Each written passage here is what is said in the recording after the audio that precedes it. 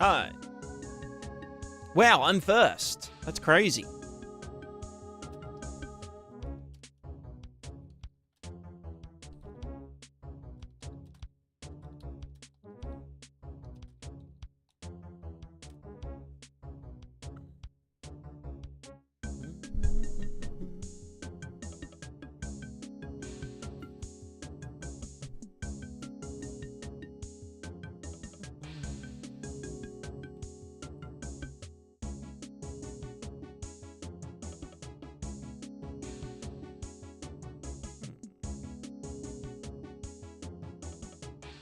Alrighty.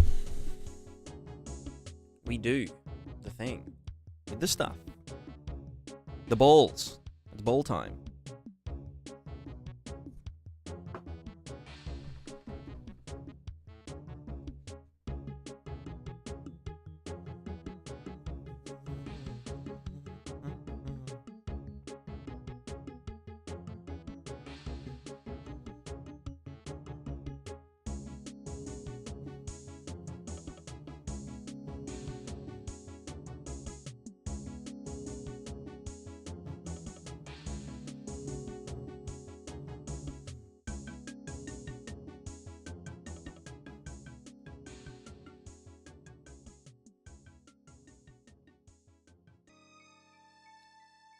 That was a dot product, wasn't it? Yeah. Time to go balls deep on movement. Exactly, exactly.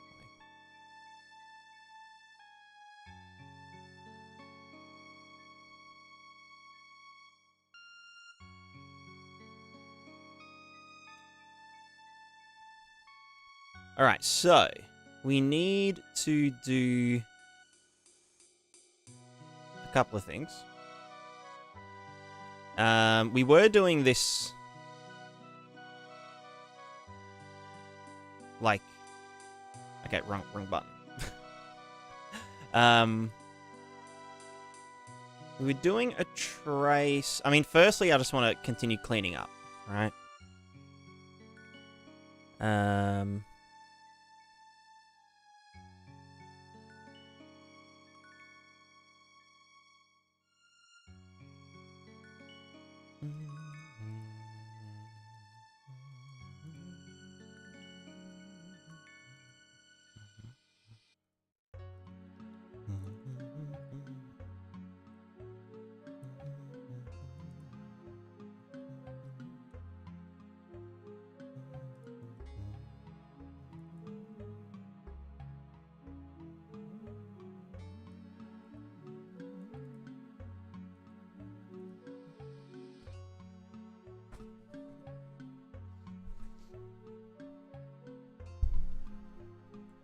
So I probably want to do...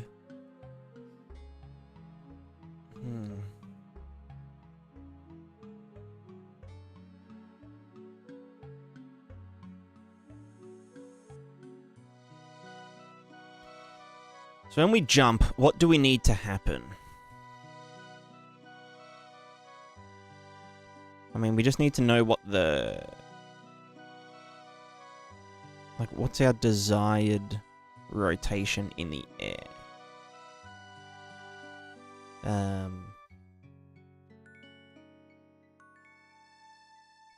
So we need to... If we were to jump, it's contact normal, basically. And we also have the desired... like the target velocity.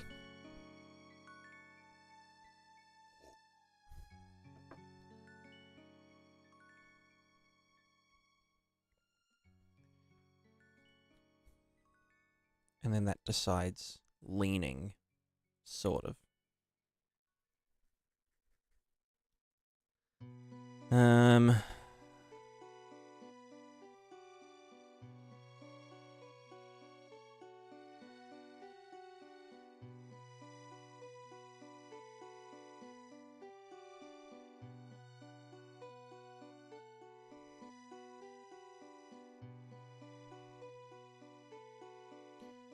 Right.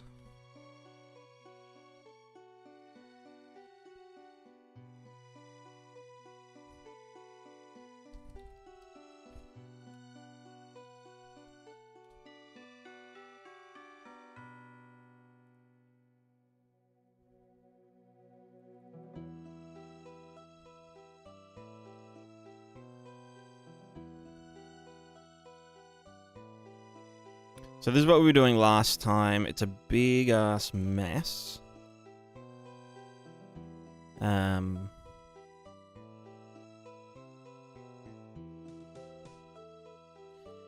Essentially, we want to... I mean, when we're in the air, right? We want to know what we are going to be hitting. Which means we pretty much only want to go with velocity, I think. Otherwise, like, the acceleration... Like, if we're going really fast sideways... no, I guess then that should override that more, right? We'll do a tiny bit of that. Like...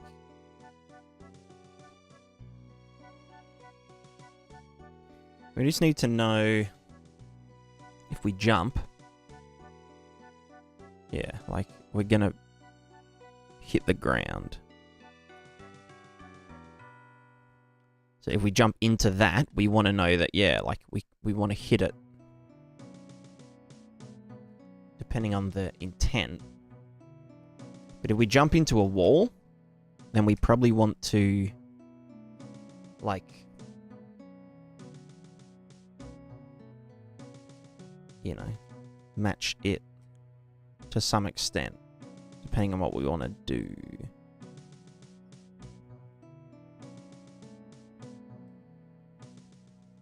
Like, lean back. Okay, stop doing that. Which is... It's pretty much the exact same as the stable vector changing as we run into it, right? It's the same logic. So usually the stable vector is the contact vector.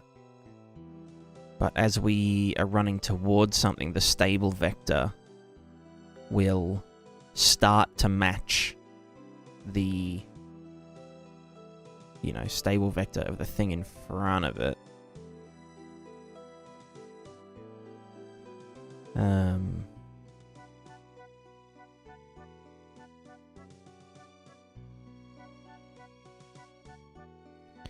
also, like, yeah, here we can, like, climb up. Well, to some degree. Here we can climb up. But as we're going up here, stable vector is up. But as we go down, the stable vector should... Well, like that. The stable vector should be along the contact normal. If it's downward slope movement. Because, you know, I would expect us to, like, lean down that way. Unless we were trying to... So if we're trying to move down a slope, stable vector should match the contact normal. Which I think it was doing then. Yeah, as we move faster.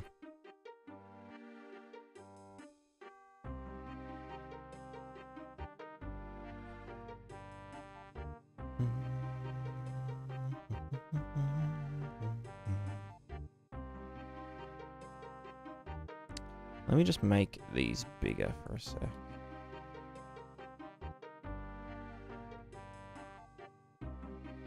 Hello, boy cat.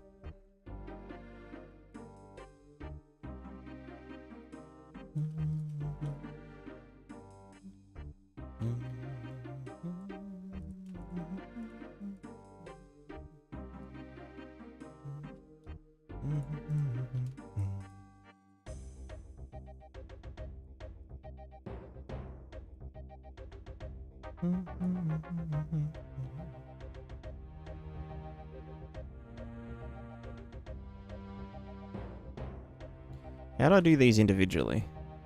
If I do it in local, does it do it?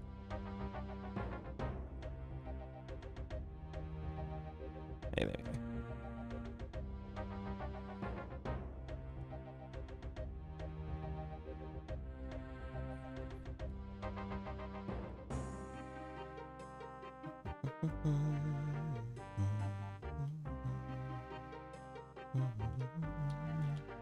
You know what, I might duplicate them first.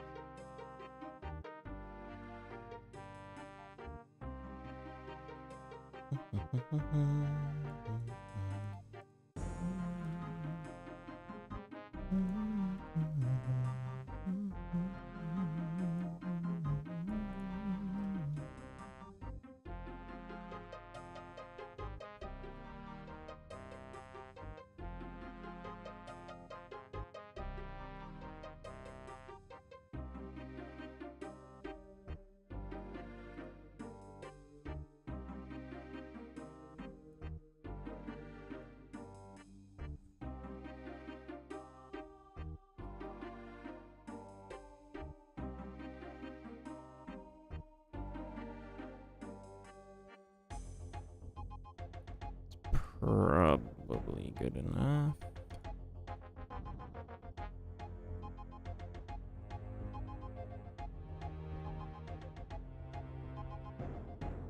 Cool. Alright, let's get...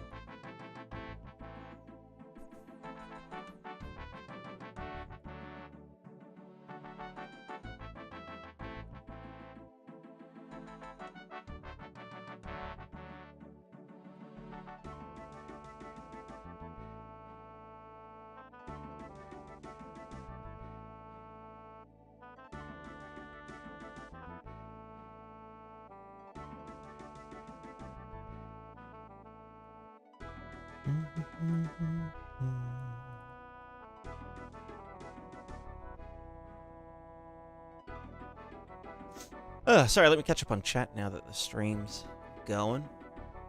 Amethyst, you have noodles. Nice. I need noodles. I would like some noodles.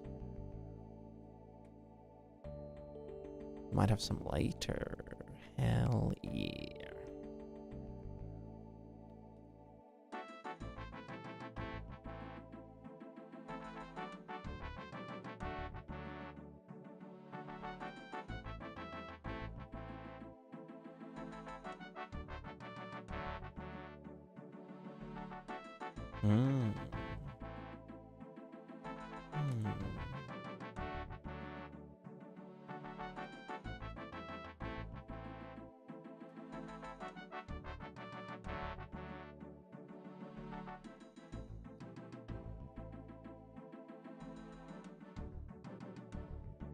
I guess it doesn't really matter about the current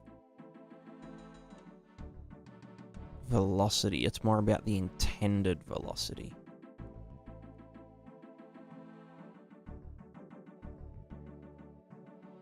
And the dot product between the intention and the...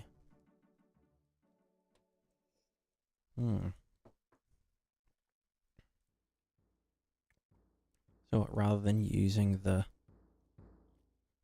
velocity...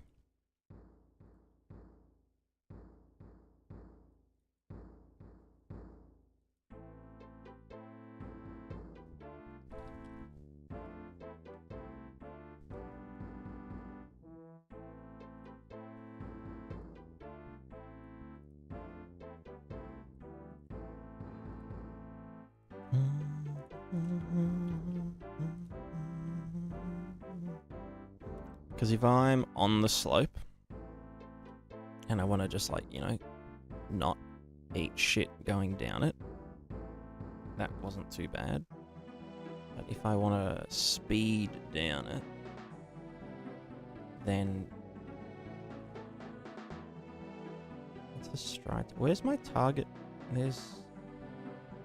Vel target. Top on.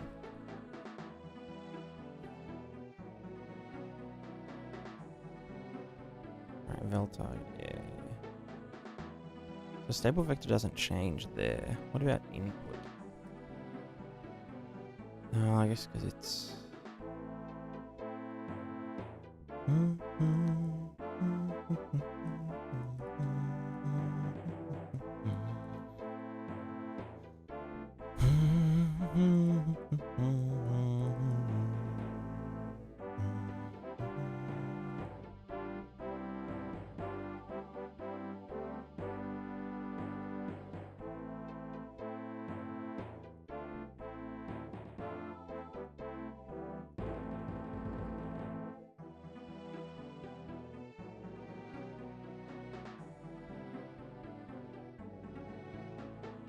Stooge, how's it going?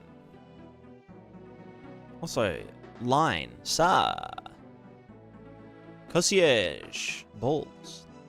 Marco, how's it going? Ball time. I am going to work on jumping today, yes. Yes, yes, yes.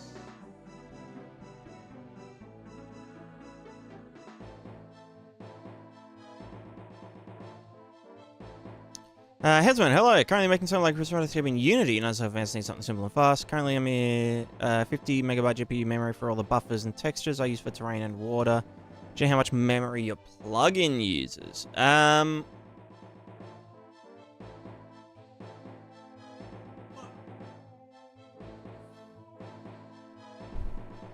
Probably a bit less than that.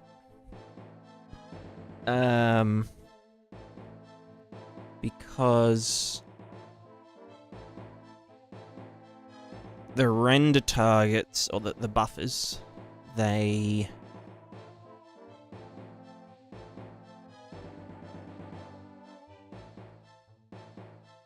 only like a few hundred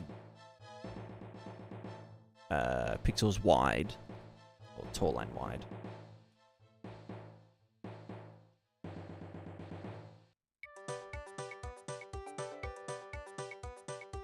Too happy. There you go. Yeah, not heaps.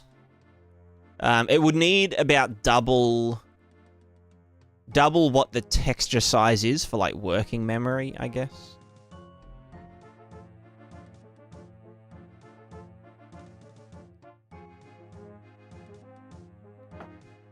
What is up? Can I have one actor reference another on begin play without casting or hard ref? Not really, no. I wouldn't worry. It depends. What's like the what are you trying to achieve? Usually it's good to, like, go back a step.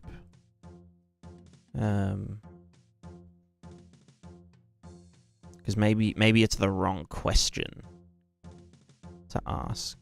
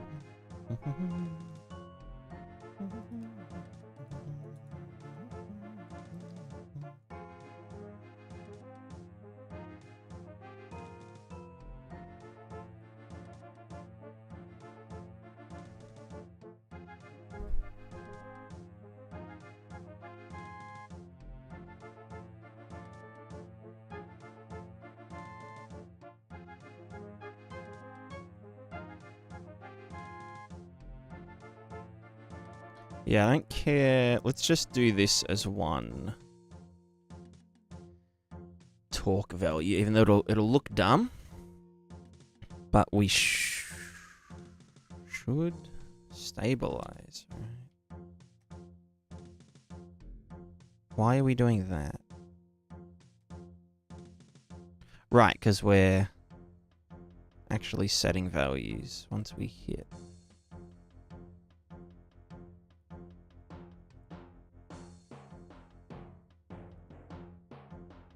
Whereas if I just did this, we would just go straight up like a fish. No? Why are you... What the fuck? Why are you trying to... Why are we... I don't know, contact point feet position.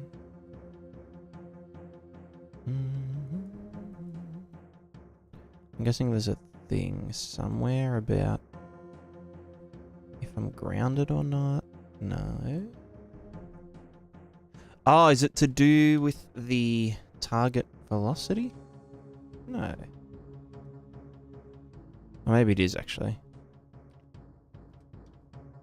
Right, it is the target velocity. So we can change our lean when we're in the air. And why do we go backwards?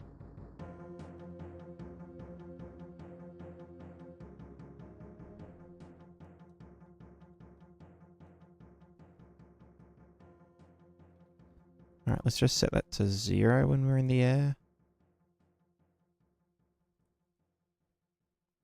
That's target lean, blah, blah, blah, blah, blah, target lean vector.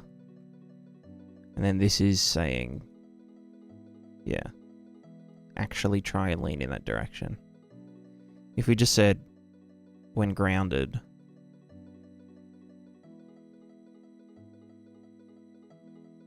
just select. And then we just said ground. If we aren't grounded, do this. If we are grounded, go up. So this will be our baseline. I want to make kind of board-like game and want to have all the different pawns to register on the board. Right, gotcha, gotcha. I'm guessing is the board an actor?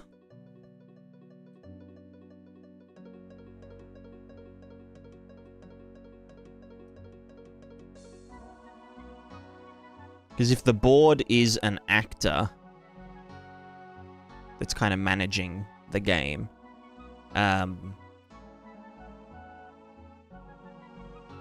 there's nothing wrong with casting to something that's always going to be loaded, you know? Like, are you ever going to have the pawns without having the board? If so, hard referencing isn't an issue.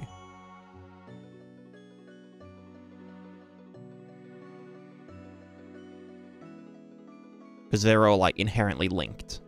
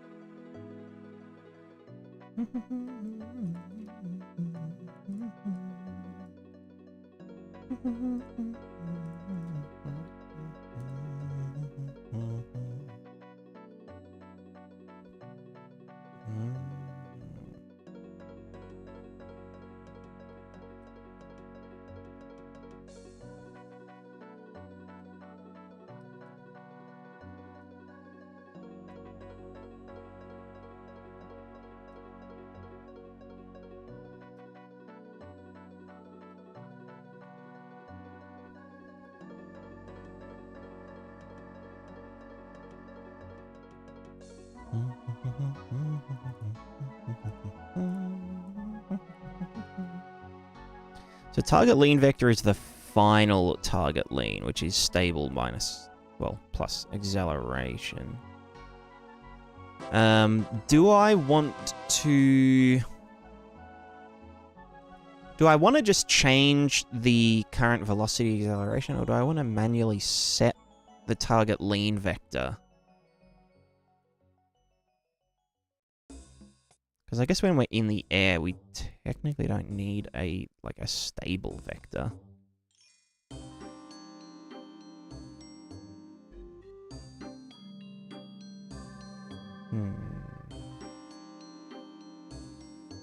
Close to being done. About 33% of the way there, I'd say.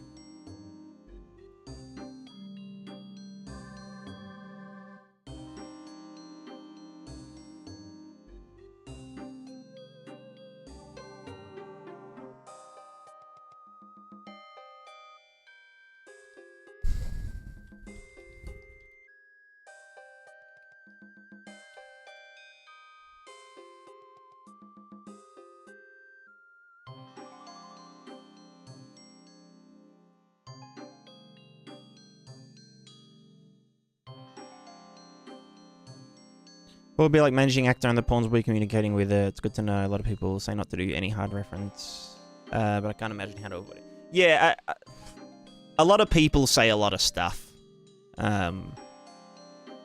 Like, some people say that, like, you should never use event tick. You should, like, set a fucking timer that activates every tick instead. It's like, bro, you're, like, invoking so much extra overhead by, like, you know, creating and, like, actuating a timer. Just use fucking tick. Like, stop trying to do workarounds. I don't know. There's a lot of bullshit, you know.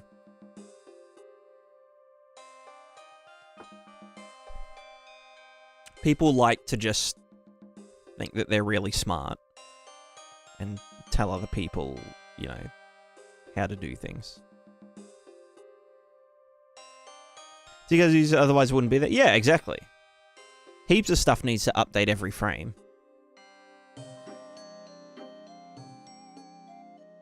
Imagine if, like, your camera movement only updated every 5 frames. Or imagine if your character only moved every 5 frames.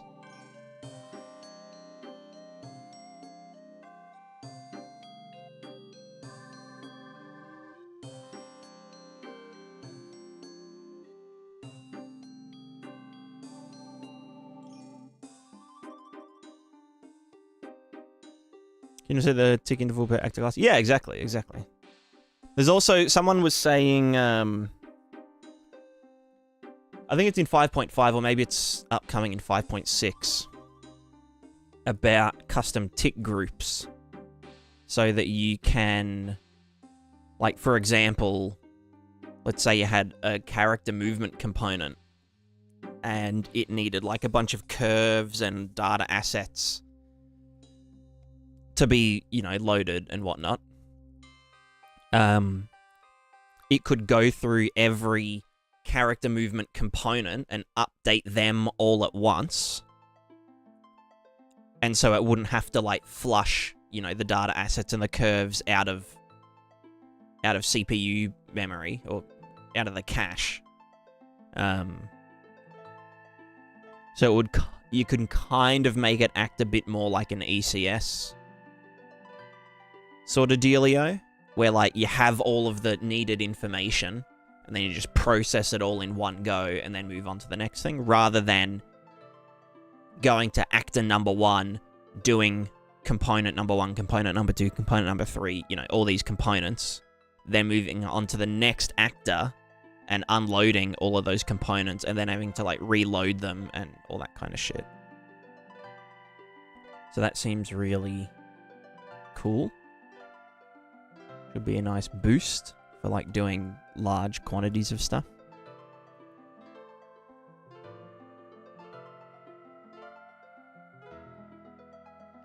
Deja vu. I have been in this place before.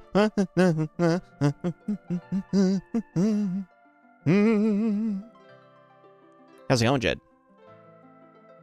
How was the rest of the stream?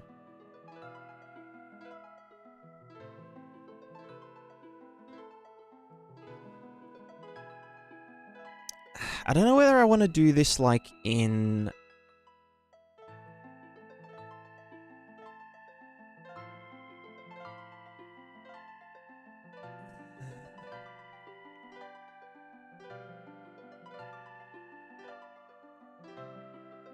I guess this becomes more relevant as we get closer to the ground, right? So maybe I should use the desired stable vector and just do a...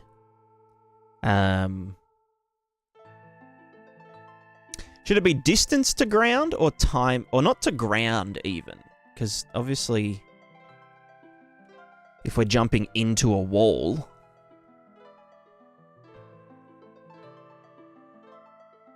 like this kind of shit.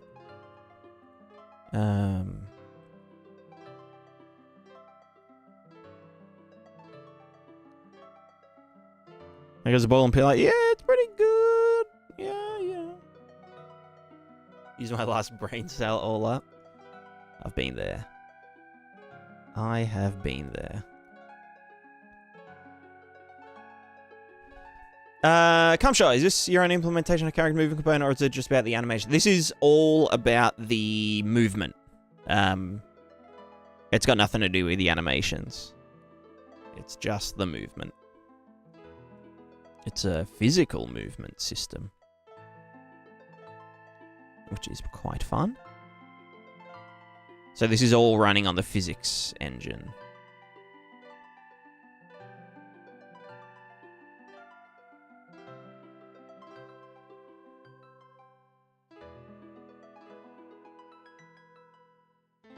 Only using rotations as well. There's no linear forces being used.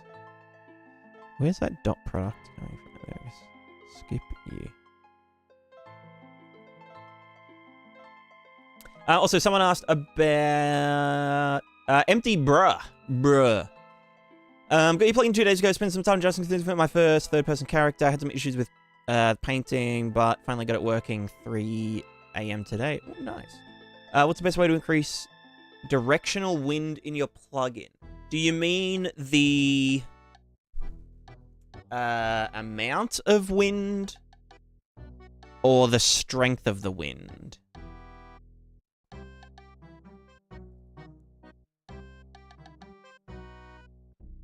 Or do you mean like the travel distance of the wind? There's a lot of settings.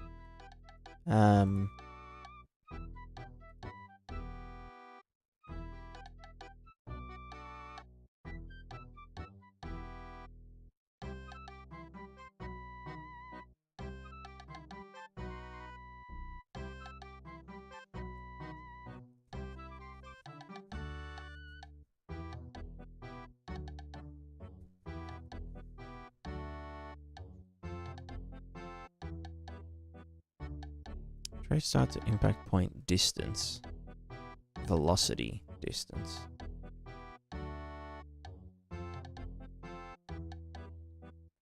I'll do the wind to go in one direction like grass and trees to bend from strength of the wind. So like the overall like global wind. That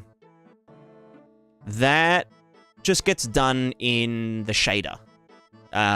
So whatever, if you're using like the, let's see.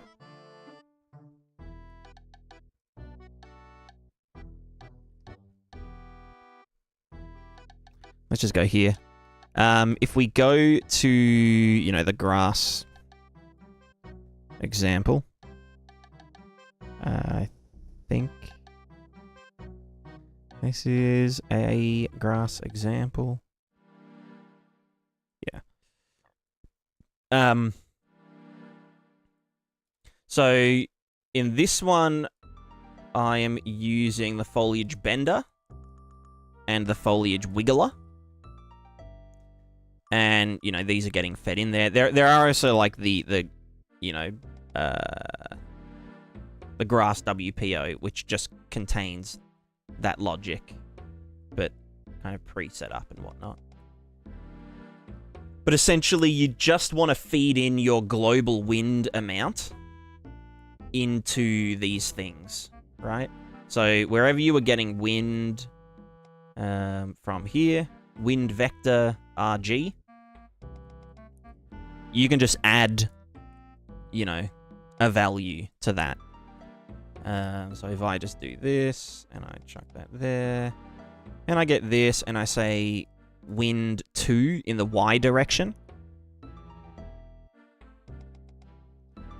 Okay, that's a very large number. Maybe 0.2.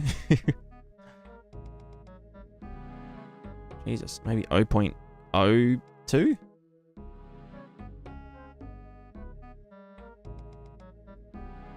Oh, I'm just adding 1. What am I doing? I'm so dumb. Okay, okay. Yeah, now hold on. So now you can see all of the grass is blowing in that one direction. Because I'm essentially saying, here's like the wind simulation. And I've got it set up so that, you know, when we blow it around with the simulation, it will like wiggle around, you know, like the little jiggly bit. And it will also bend in that direction. But then I'm just saying, on top of that, you know, like a kind of static value of this, and it will just reuse all of the same shader code. So I can set that to be really high. And then this will add to the simulated wind. So the global wind is going really fast, but then I can also blow it around individually.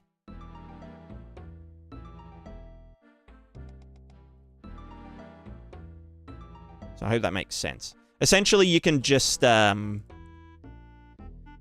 whatever you're doing with the wind simulation into the shader, you just add a global wind amount.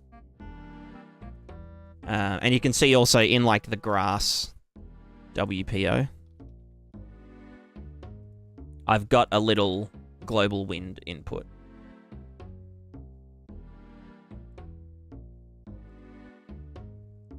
So I hope that answered the question. Think of it like the material functions for the world position offset. Those are like the results. So the jiggle and the bending and, you know, rippling and whatever. And then the simulations are the drivers for those results. And so you can just add any value to them, like globally, or combine them in different ways, you know.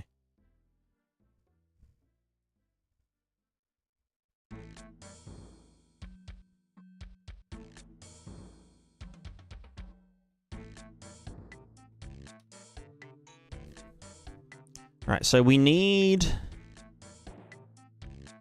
See, that's not too bad, because that is... Well, that is the contact vector. So. Oh, this is a tough one. Let's just do jumping first. Let me disable this. Let's just set our desired stable vector to be, what, up?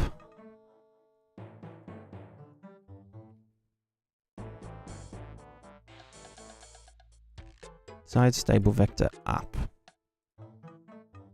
Well, no, because we might want to set the stable vector when we're in the air. I need to figure out the order that I do all this shit. This should probably be getting done, like, earlier anyway, right? So I'll just leave it there.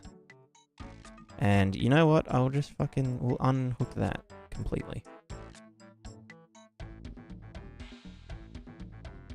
So now our desired stable vector should just be up. And it should never change. Let's test that. Works great. Hell yeah. Nice to hear. All Alright, so stable vector is always up. So we're always going to try and, yeah, stabilize upwards. Oh, I have a big pimple on my chin. Hell yeah.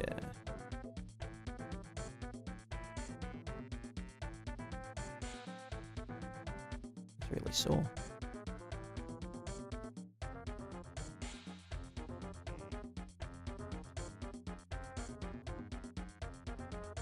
Okay, so this is our air traces. Let me functionalize this. Blah blah blah blah blah. Collapse to function. This is called determine in air values.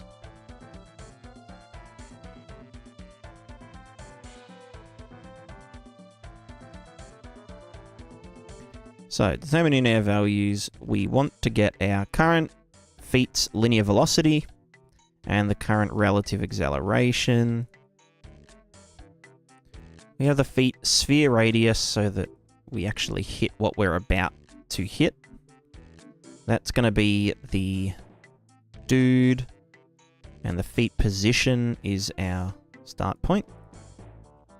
That's where we're going to land, I guess. So,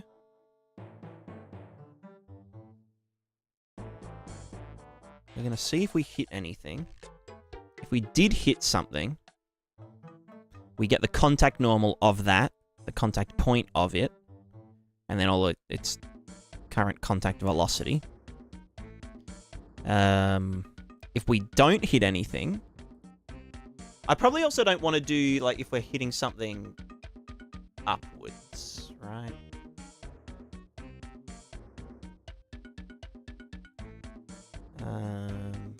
Do I ever want it to...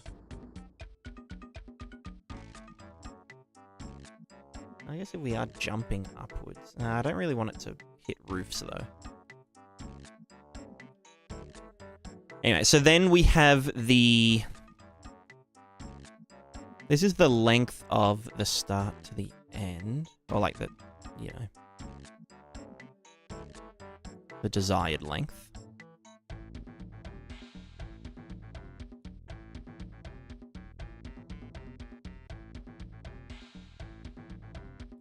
We can also then get the trace... Oh, you know what? I could just do this from here. Trace start minus trace end vector length, and then also trace start minus impact location length.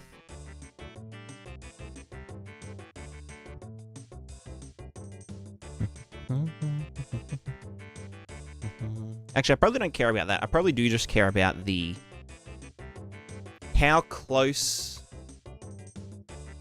well... if we're, like, way up in the air, we don't really care as much.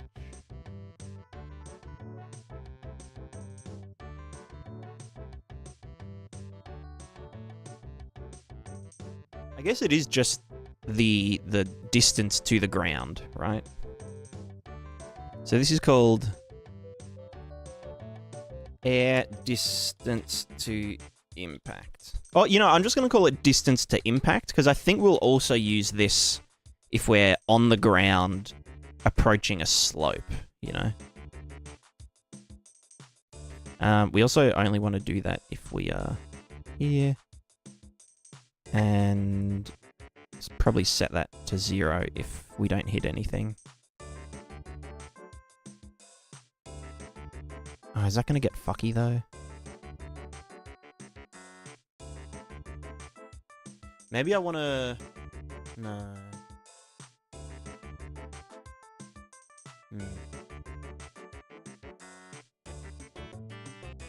Anyway, let's do distance to impact into our dude. Put it in the dude.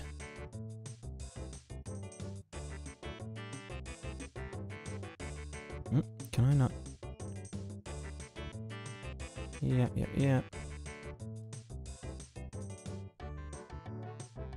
Yeah, okay. So that does work. So basically, if we are in the air, then, yeah, it's like, oh, yeah, we're getting real fucking close. Let me also just get another slope here that we can jump into. Do some parkour. So if we were to jump into this, then it would, yeah, it tells us the distance to impact. So, yeah. Yeah, I might even, maybe a bit less acceleration. And just more velocity.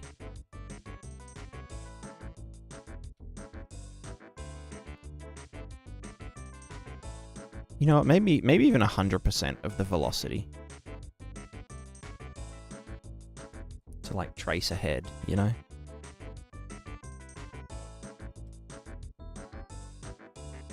Yeah, cool. Alright, so then distance to impact, blah blah blah blah blah. So then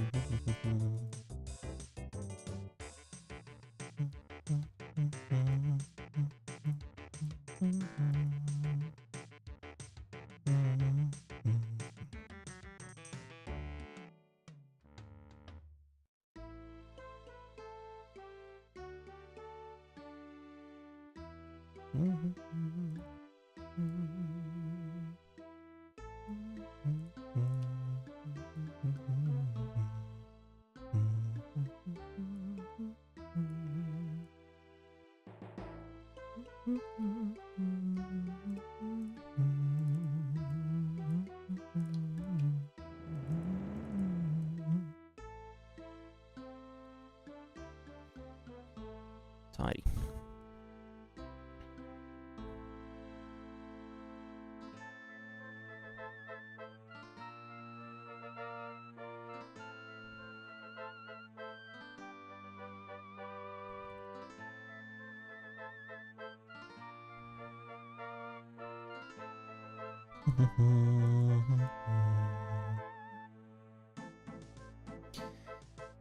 Distance to impact. So then we just want to, I guess, when we determine the lean? Or do we, no, we want to decide the stable vector, which will then influence the lean. And then, yeah, and then we also just have the current. So we can use the target relative XY velocity, blah, blah, blah, blah, blah. We can still determine lean vector by using the current velocity acceleration, which is determined by this, our current relative velocity. So, well, no, current relative velocity. Yeah. No, that should work still. In XY. Current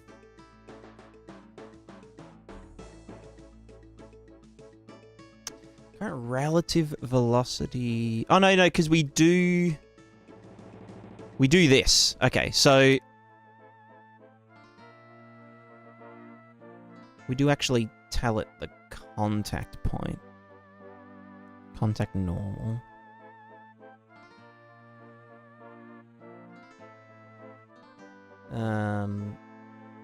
Which obviously influences. Because that means, like, if we jump off and out. Yeah, because see, like, when we jump and then it goes down here, this becomes our contact point. Well, contact point.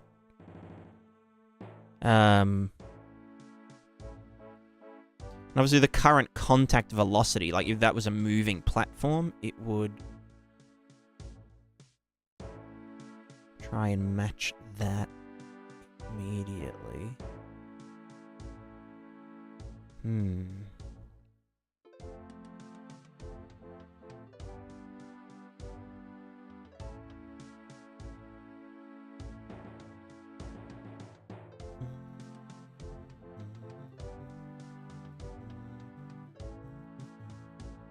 So maybe I actually want to scale everything.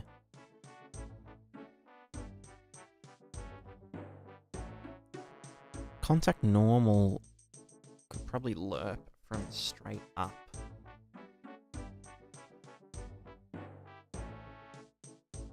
Yeah, so I wouldn't even need... Well, I guess that does help, but let's do this first. Distance to impact. And then we will... God, I've really fucked this up now, haven't I? Actually, I can just move...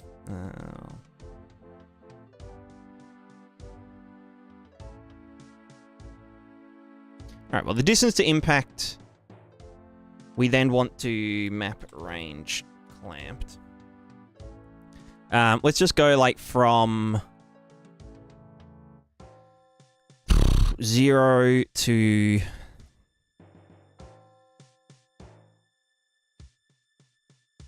How far are we going to be falling?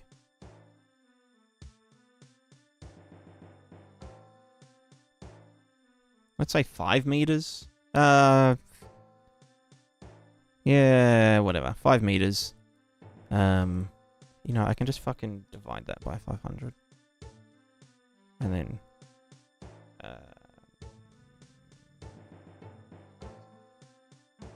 no, min. No. Yeah, max. 1. Distance can never be negative. Can't have negative distance. Doesn't make sense. Okay, so then we're going to use this. Maybe I'll call this. So that's distance to impact. We'll actually save this. We'll call it distance. Or impact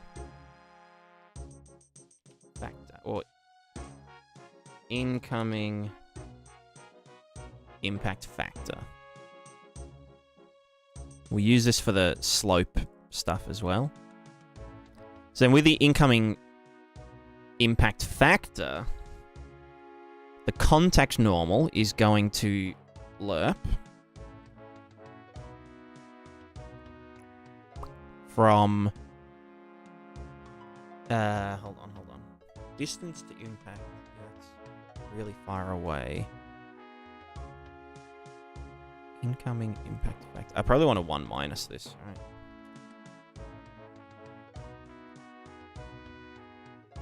So 1 is there's an incoming, like, you know, impact imminent. So 1 is impact imminent, which means that the contact normal is going to be the contact normal. Like this. This is going to be up.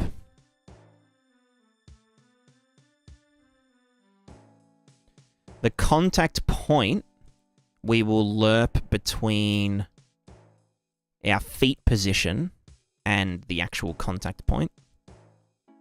I don't know if that will really change much, but it should help. Like, anti-fuck it.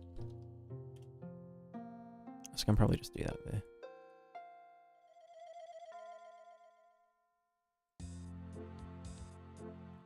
And so then that would be the feet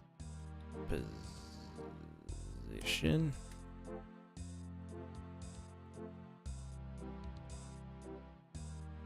And then the current contact velocity, so the thing that we're about to jump onto, can just be multiplied by this factor.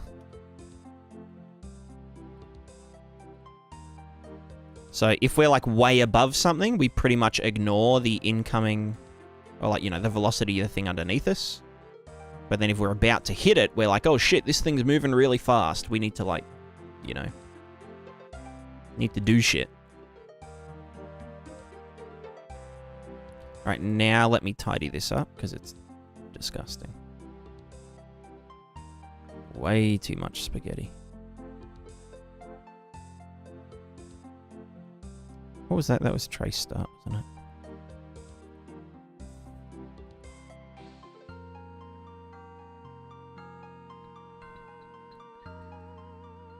Roger, how's it going?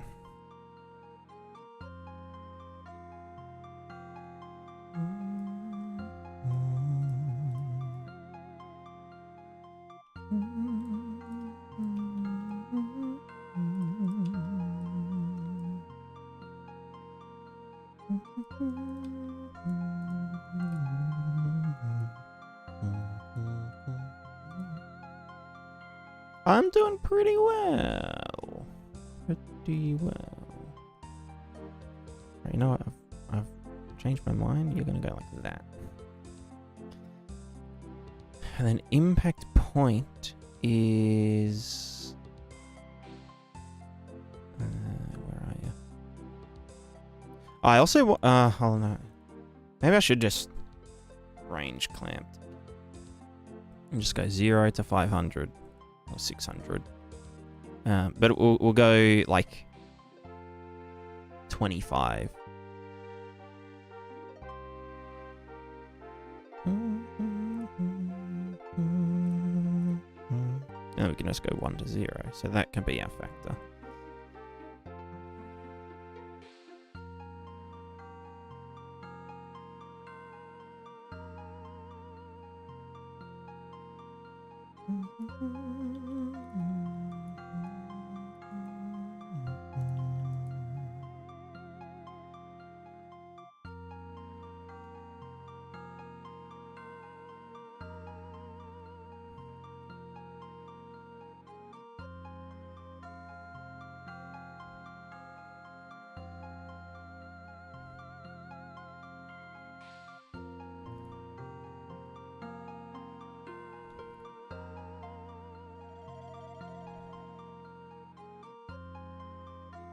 Let's do it up there.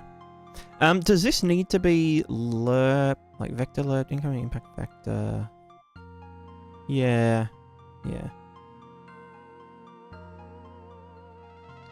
Let me just anchor these as well.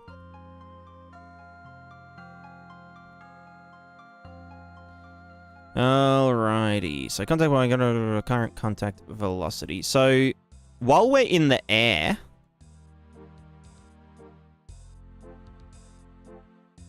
that's the thing, right? I don't actually want there to be like an in-air state. Because as we get closer and closer to the ground, we want it to just act as though, you know.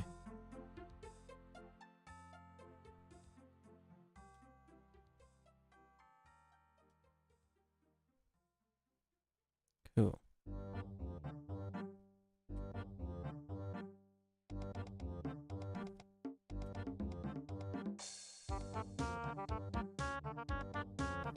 It's so cursed. Okay, but yeah, we can see it trying to do stuff. Oh, wrong button. So we jump. Does something. Very good. So this is just setting all of these variables, right? But we haven't actually done anything about our desired stable vector, which is always just up. So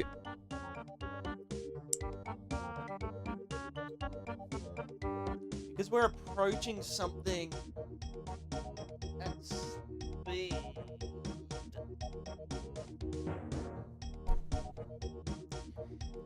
well, we probably just want to get the contact normal and just set that as the stable vector, just for now. And that all gets done... Ah, right. Oh, and also that should be... Yeah, 0. And these should all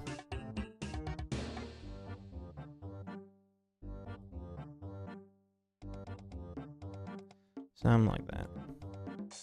So we should see now that if we jump...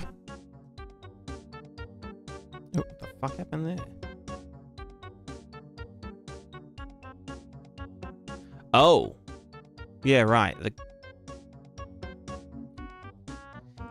Yeah, true. That's what... Because we're actually setting the contact point.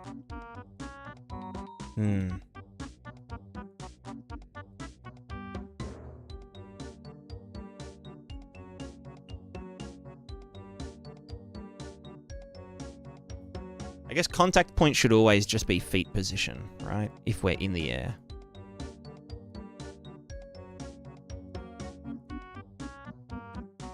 Because there is no contact point. We don't really need to care about the outgoing contact point. Let's just skip that then. Yeah, I get it. You're going to get pruned. This isn't the contact point. This should be... Yeah, velocity at point, the impact point. Actually, it should be that anyway. It shouldn't have the lerped value. Like I say, now if we jump... Also, I'm gonna... I don't know why I'm making these traces last more than one frame. It's probably just killing the bit rate.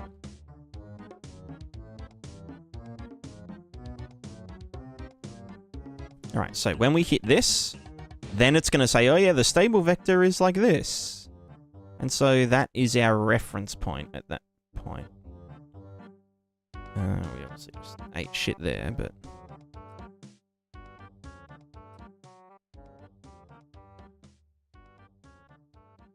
Yeah, but is that just saying that our stable vector is always along the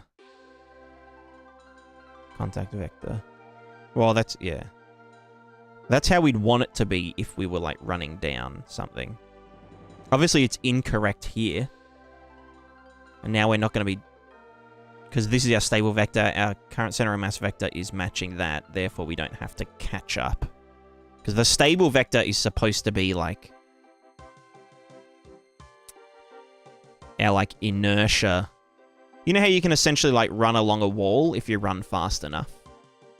Or, like, how a person on a bike can, like, go through a loop if they have enough speed. That's what the stable vector is there for. So I think in this case, yeah, that is correct. But if we're not in the air, we probably just want to set the stable vector as... Oh my god. As just straight up, right?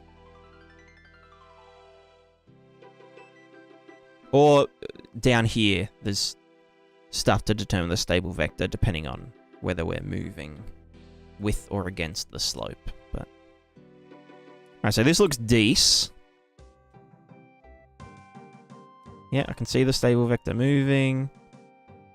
Yeah, and when we're on the ground, we're moving normally. Yeah. Yeah. Cool. If I jump down. Yeah, it's saying that. Yeah. Cool, cool. So now we just need... I'm curious as to why we're not actually leaning into it.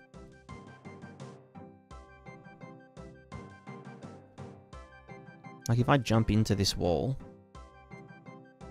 why am I not leaning against the wall? We're definitely going into it. Stable vector's all the way there, so in theory we should be like... You know what I mean?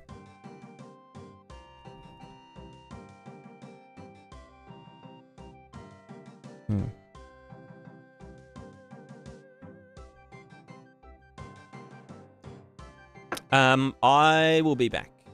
Ads are in progress anyway.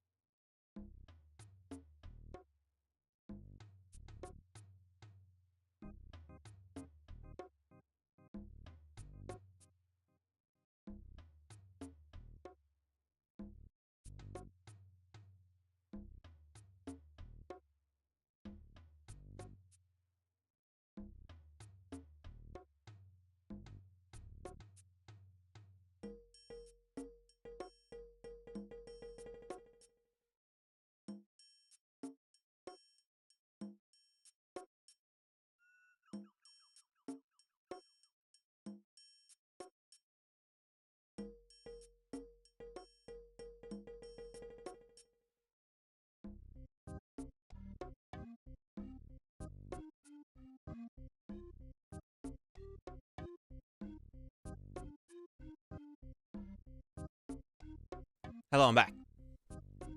Adams, how's the ball rolling today? It's pretty good. I feel decent about it. Alright. Back into it. Okay, so target relative XY velocity. Oh shit, we're still calculating the slip amount. Which, when we're in the air, obviously there is a lot of slip. Let's yeet that. Actually, no, I'll just chuck that in. So that would be why we're not, like, oh, when we're in the air. That would be why we're not leaning, I think. No? Okay, hold on. Piss off.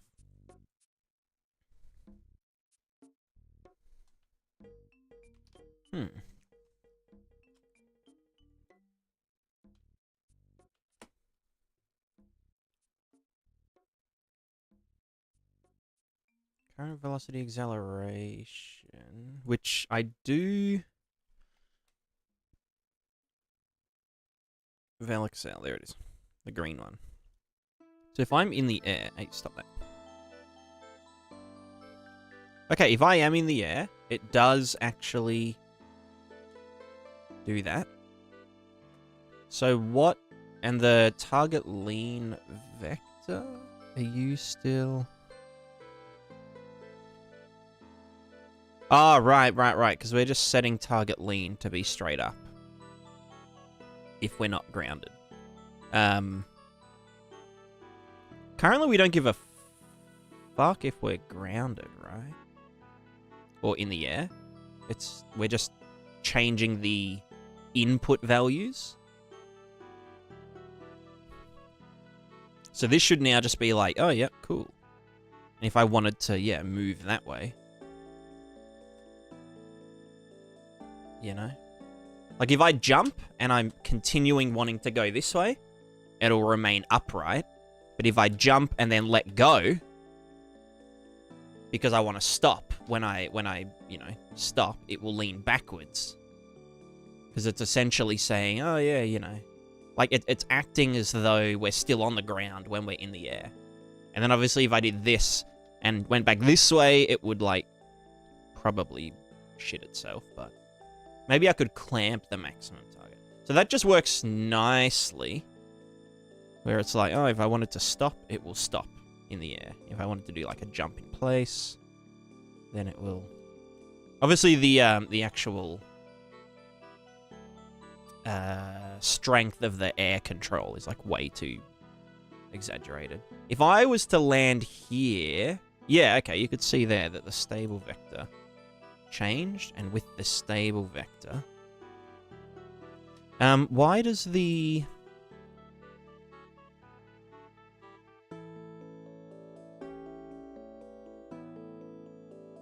Right, because it's distance-based.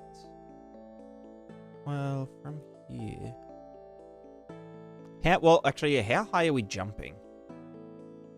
I feel like maybe it should be velocity-based. So, like, based on whatever the length of this is, how close to that are we? You know what I mean? Because if we're not really moving very fast, then, like, it doesn't really matter what's underneath us.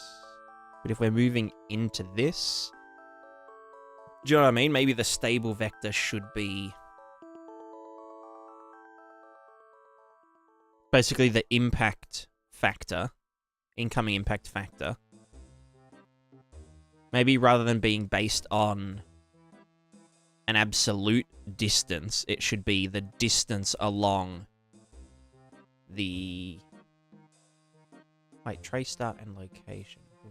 Yeah, it should just be based on the length of the line trace. Which I can just do here.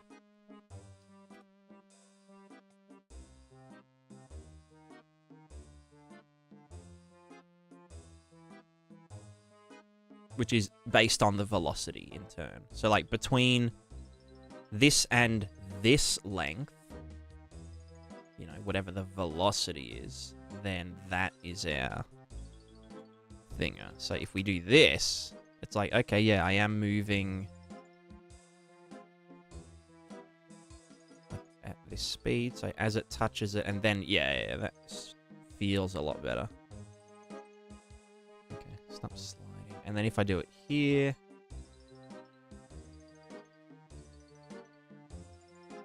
then yeah, like, I really want to try and not eat shit.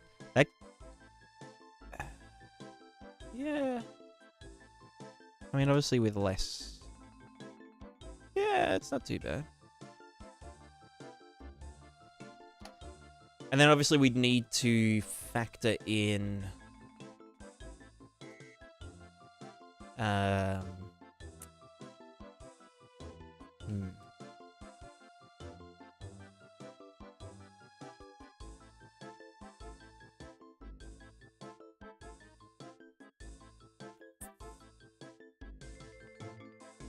Actually, no. From there, I can just be like...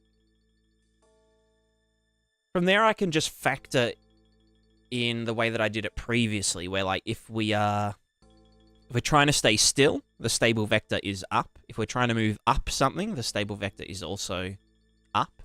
If we're trying to move down something, and we're going at a certain speed, then the stable vector should be facing against it. Like how a skateboarder drops into a ramp, you know? They trust... They account for gravity. They know that they're going to fall at this rate. Therefore, they can just completely lean into it.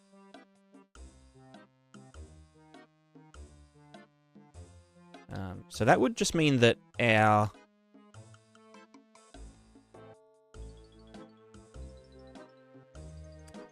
So this is getting feet position. It's doing a line trace.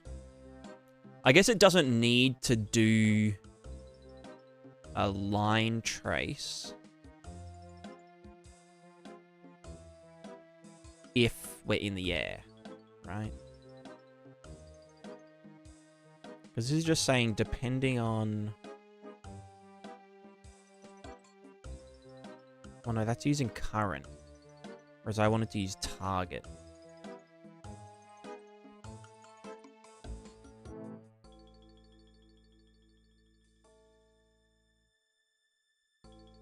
Also, where's the, I guess I'd also... Yeah, no, it should be more of a dot product, right?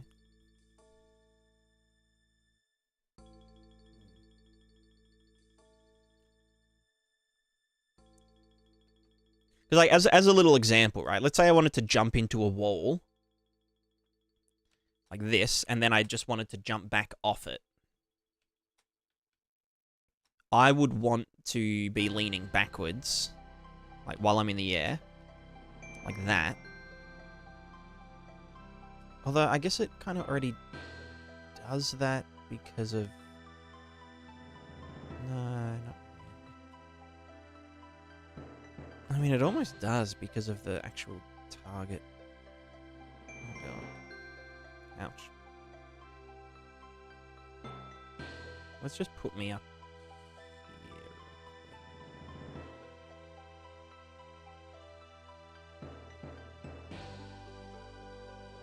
If I just, like, sit here, and then I go, like, oh,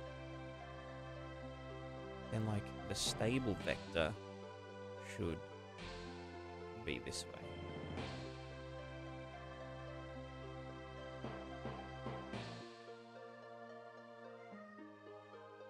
If I want to move that way.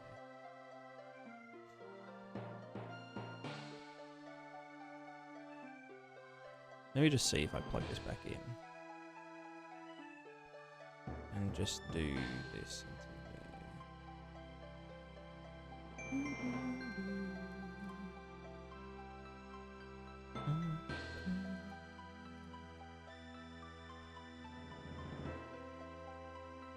so this is with the old thing. If I like start moving really fast, then our stable vector moves down with us, right? And then if we run into a slope, our stable vector will move. It will like slightly lean backwards so that we can like take the brunt of it. Right? Then once we're on the slope,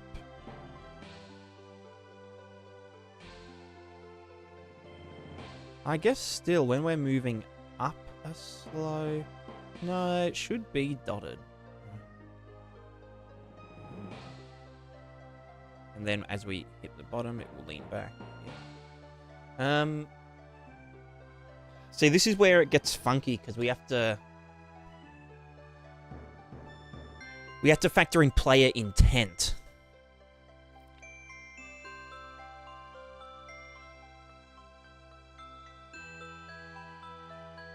Although I guess that is still factored in with the actual lean vector being, you know.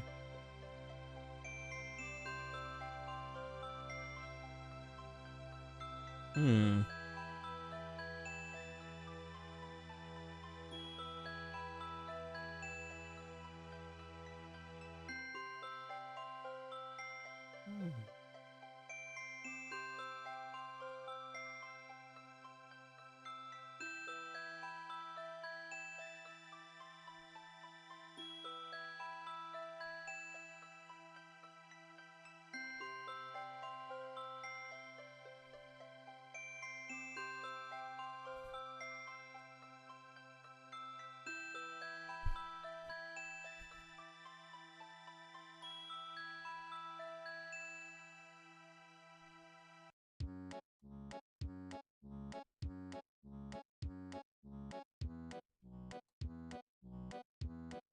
This is probably make a fun little Fodigan game. Yeah, true. I've been thinking that.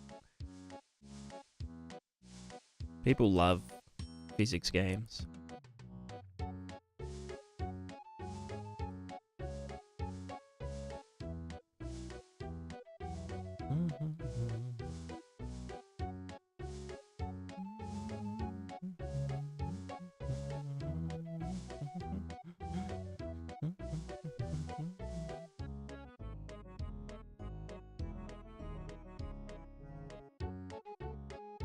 I guess even because the stable vector doesn't actually mean anything in terms of our acceleration and stuff.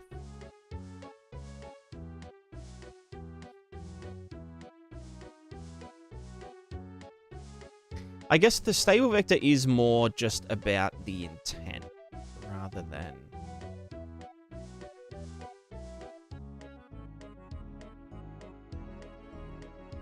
Because like as I run up to this, stable vector leans backwards. Because... Same with down here. Because if it didn't, we'd probably trip over and die.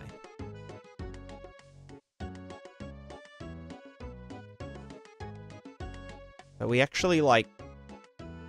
I mean, you can see our stride target get larger. Because as the stable vector goes back... Right? So stable vector should start leaning back. Okay, well... Fucking... Chaos doesn't like being at, like, 0.01 slow mode. Or maybe that's my fault. As that goes back... I wish you could draw line traces in front all the time.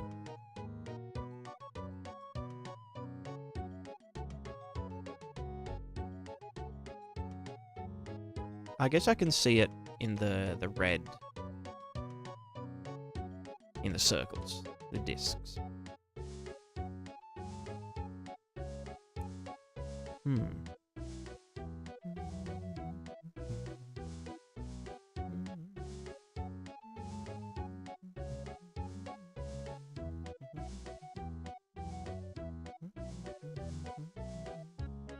How the controls look for this type of movement? WASD.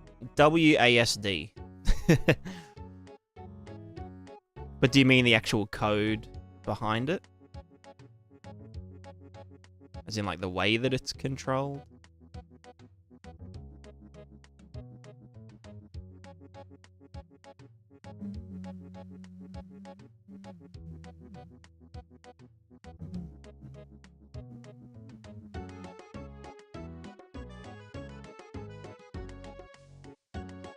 What happens if this is just long?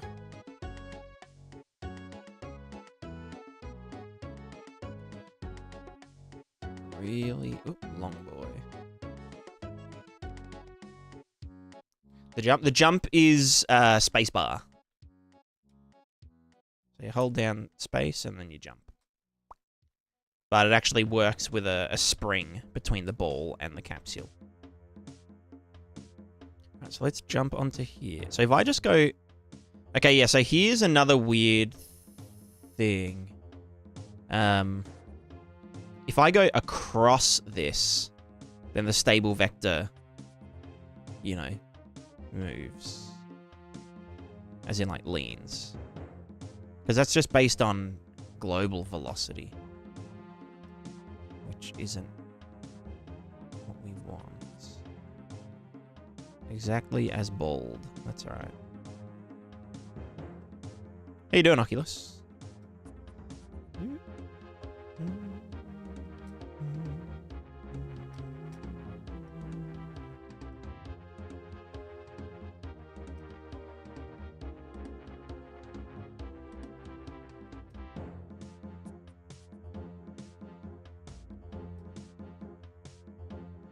Chilling late night eats? Hell yeah.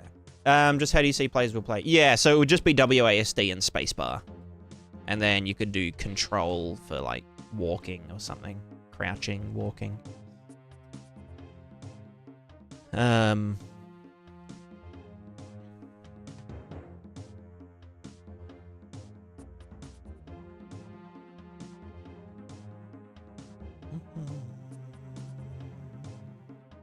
Yeah, so, okay, the stable vector probably should be...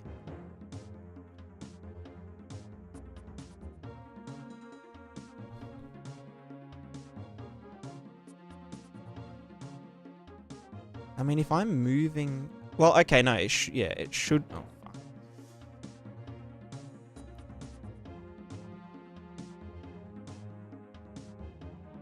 Well, actually, no, okay, so the stable vector should be determined by the current velocity. Not the target velocity. The current velocity...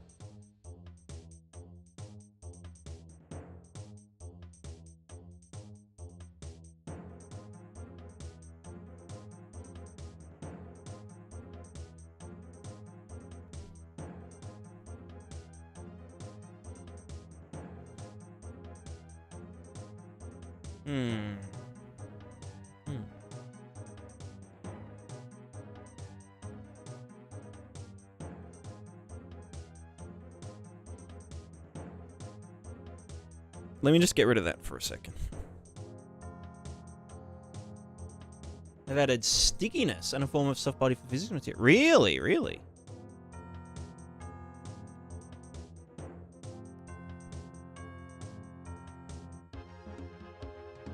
Oh!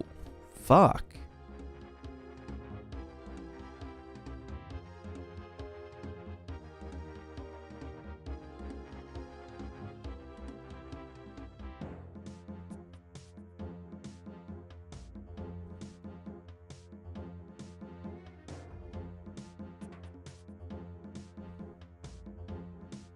Do I need to enable that in a plugin?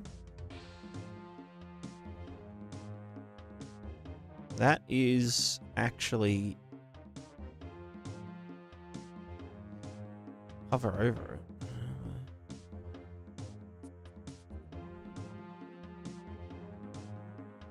Right. P physical material show experimental property console variable.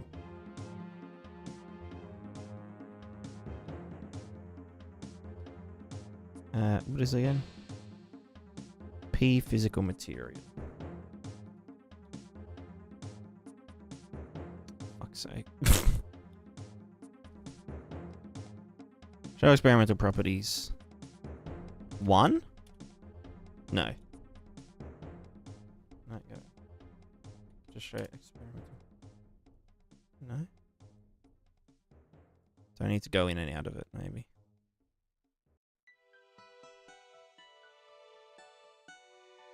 Roll on the ceiling? Some stickiness would be hella fucking good. So wait. Console variable. How does one? Why is it not? Do I need to do it?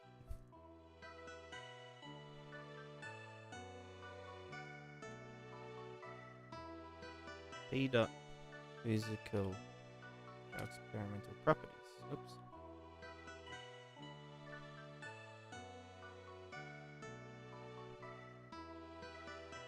Is it one? Or is it just the whole? Either should work, right? Oops. Oh my god, let me fucking do it. Do I need to reset? Or do I just need to do it in the INI file? Project settings. Soft. Body. Physical. No. Let me just restart.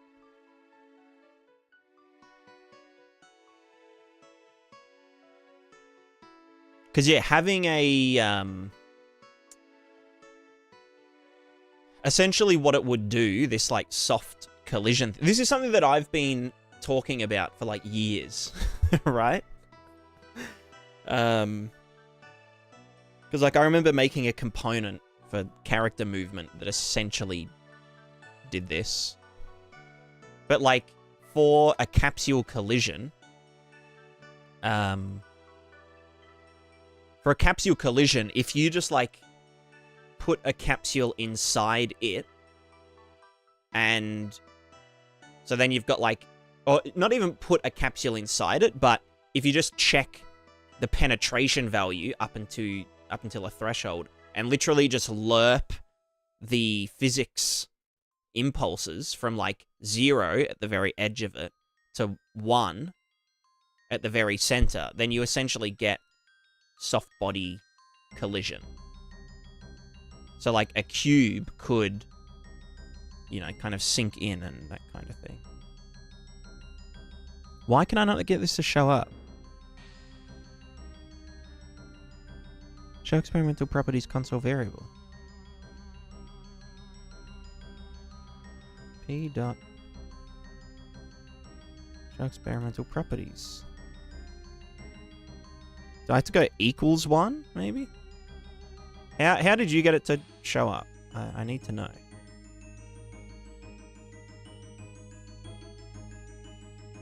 Just typed it in. Let's show experimental properties.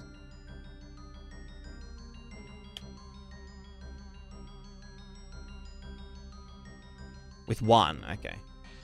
With a space and then 1? Or just...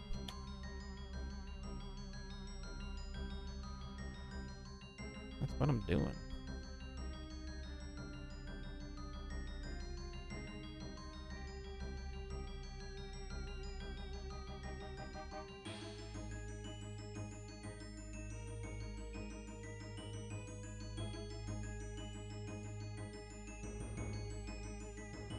Oh?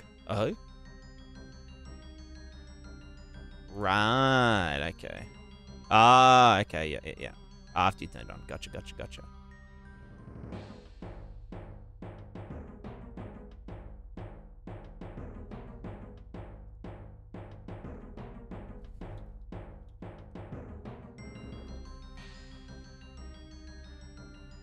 Ah, there it is, yeah. Okay. I wonder, is there a way to convert it? I guess it's not too bad. Right, so if we were here, and we just get a thing, a box,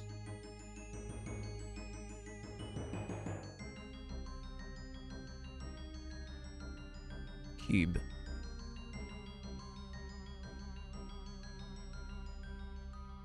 Different parent. Yeah, it might internally. Actually, let me look at that.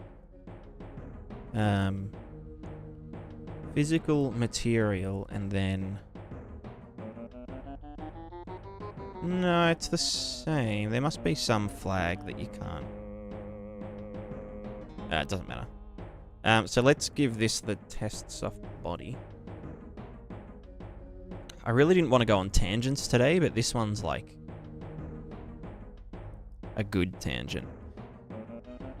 Relative thickness, fraction of the boundary should be less than 0.5. Absolute thickness. Let's do that, and we'll go. Should be less. It's a fraction of the bands.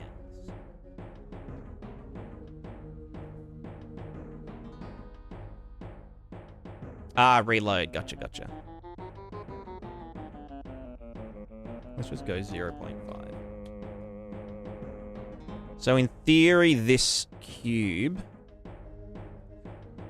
should, like, kind of sink in a bit if I hit simulate. If it was simulating physics.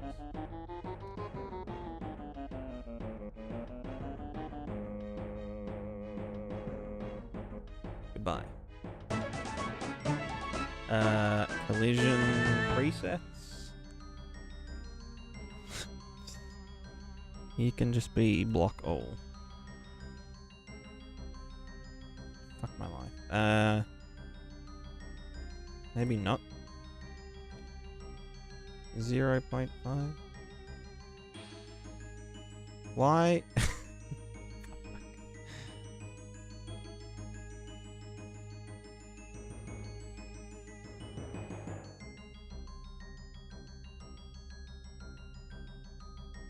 Oh, right, it's got no softness force. Probably needs some of that. Right, okay, okay. So now if I just make that way less, 0.1 kilograms centimeter. No. 0.0. Oh, wait, and that should be relative thickness.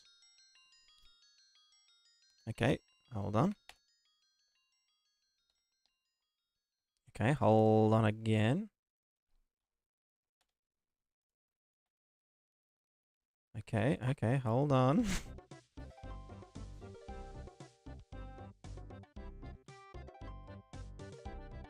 I believe that it may work at some point.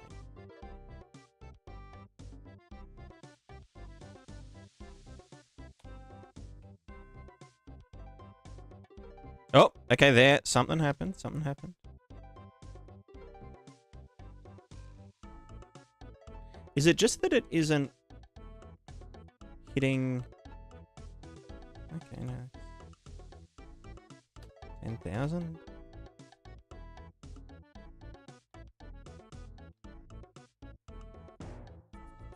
Soft collision thickness.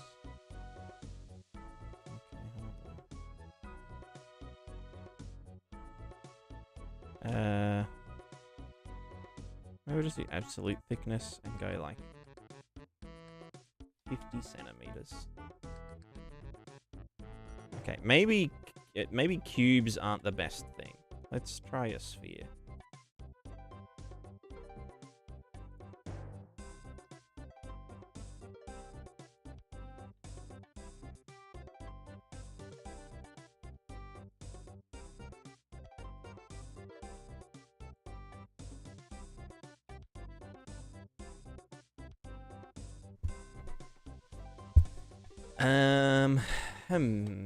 Absolute thickness. Okay, what if it's just 1 centimeter?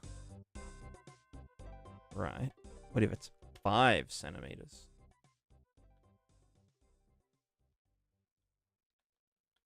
Like, in theory, we should see it penetrating this.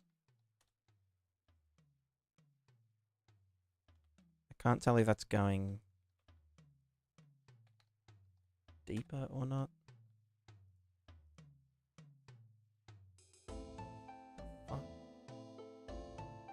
Is it just... Works fine for me. It's horribly dumb. Interesting. I feel like there's just a certain thickness that it can't... Actually, how thick is our ground?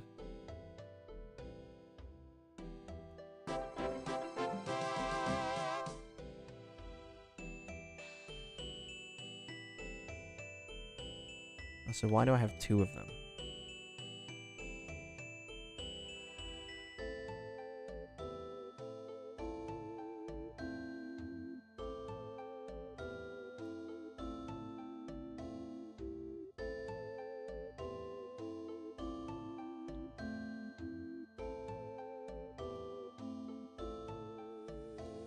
Long live KF Twitch Scam UZ. What a legend.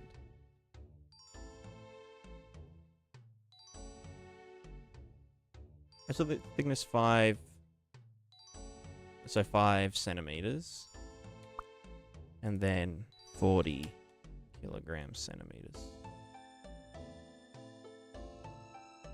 Yeah, so that's just like normal. Normal. Oh, I can see it like penetrating, right? Oh, that's very sticky.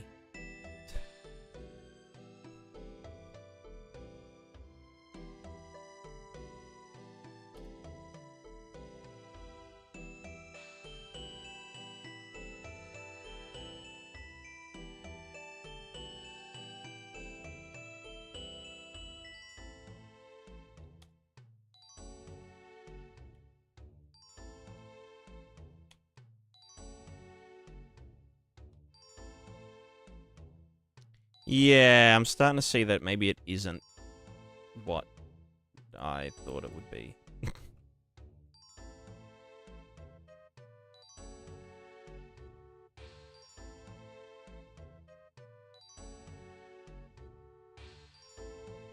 Well, see, I figured that it would allow things to, like, kind of penetrate slightly.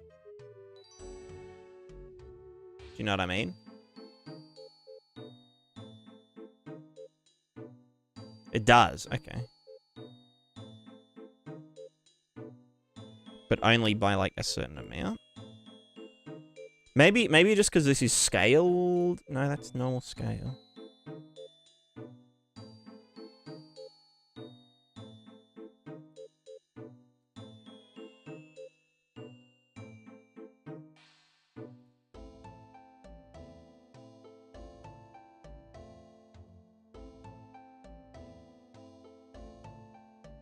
How many fucking...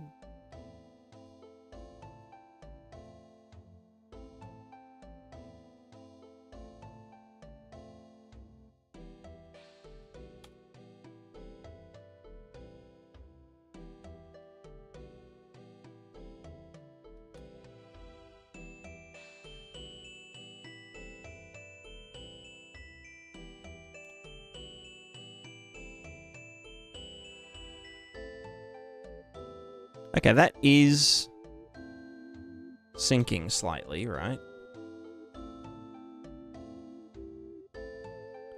I just add 2 balls.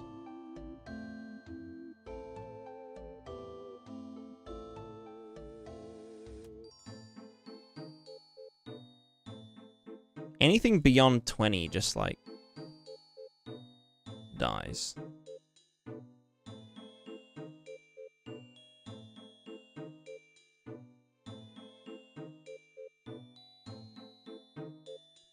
Of the bounds, minimum access should be less than 0.5.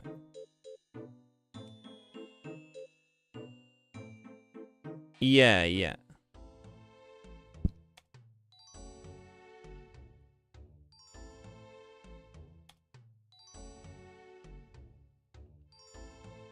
Yeah.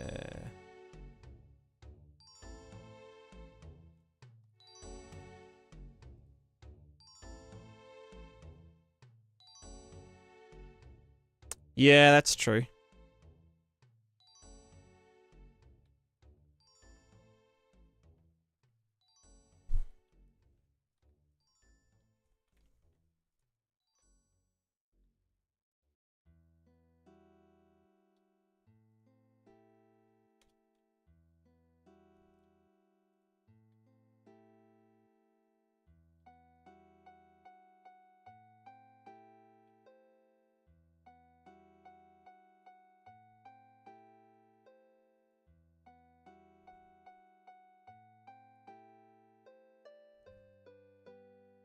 I mean, if I just make them smaller, right? Oh, wait, hold on. Are they fucking...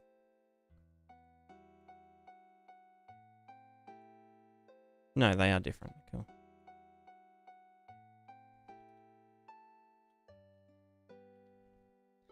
Yeah, so they are... Let me get one that is and one that isn't. The soft body thingos. Maybe it just sucks with, like, bigger things.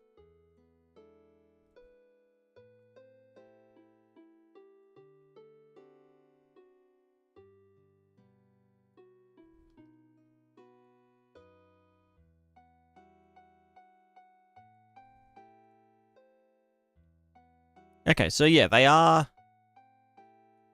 penetrating.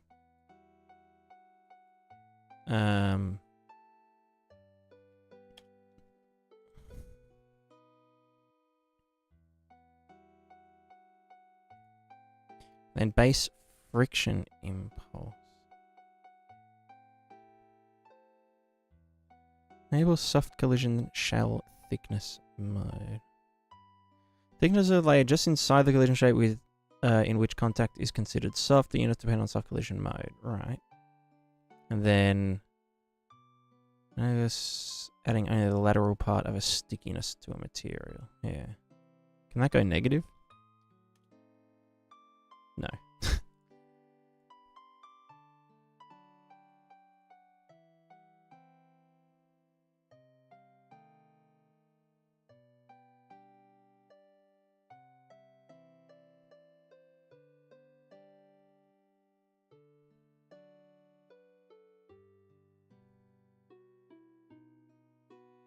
But see, it doesn't like...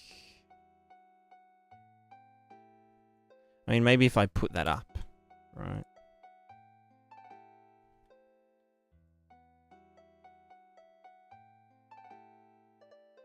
So you can see there that, yeah, it does the lateral movement as I, like, brush it.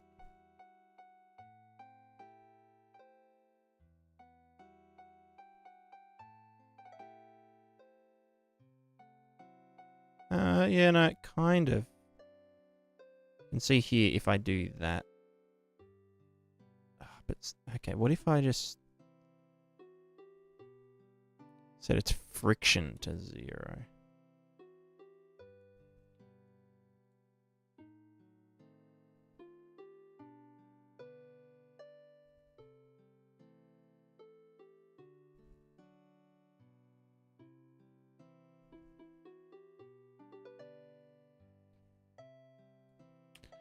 What if there's none of that? But yeah, like, you'd expect it to kind of... I guess it... Let me see.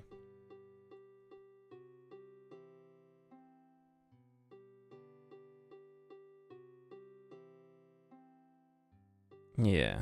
So I guess that's what this is saying. Is like... If something impulses it... Yeah, see, I would want it to kind of repel based on the softness, right?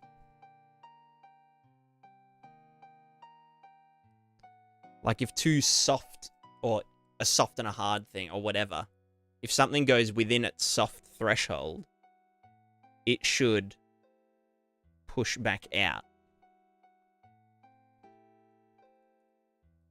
And the force on it should only... Yeah, yeah. But, like, I would expect something like... Yeah, yeah. I get it. Let's just say there was, like, a ball that's this big.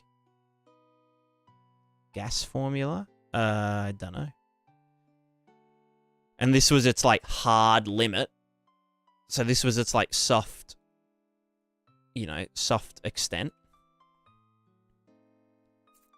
And this is, like, the actual outer shell, you know, like, the actual, you know, the mesh. Take a volume, apply an outward force based on overlap. Yeah, pretty much. But you also need to, like...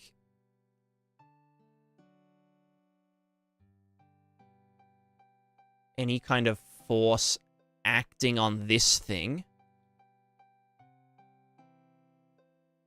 Oh, yeah, I guess you can do overlap and then radial and then apply that to itself. Yeah, true. I guess now... can you get hit and overlap? I guess you could. I wonder what the hit events look like with that enabled. Because, yeah, like, let's say something hit this. Or, like, was moving against it. Yeah, we'd need to, like, gas it outwards and whatnot. So if this was, like, penetrating it, this would want to move back this way, and it would push this that way. But the closer it gets to the center, and obviously with a hard limit at the center, closer it gets to the center, the greater the force pushing them away from one another. Which I guess is just an additive force. So,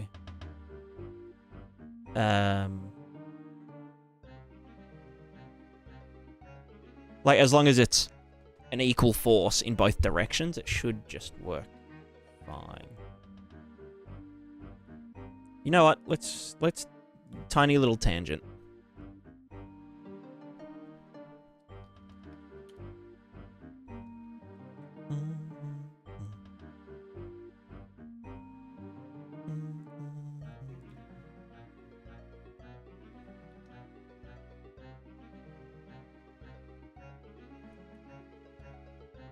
Because this will be relevant. Block all dynamic. Okay. So, yes. Overlap.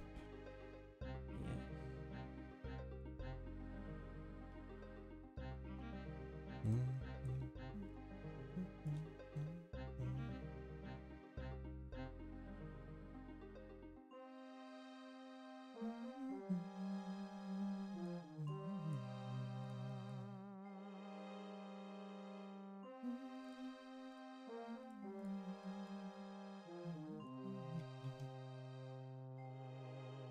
Okay, so these have the fizz material of soft balls. Cool.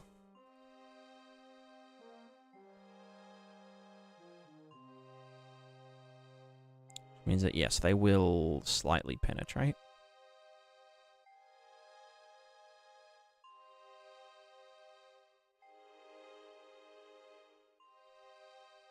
Because, like, this should be something that's in the physical material just as a, you know, like a, I don't know, spring factor or something. Is that gonna, yeah, they're gonna fall.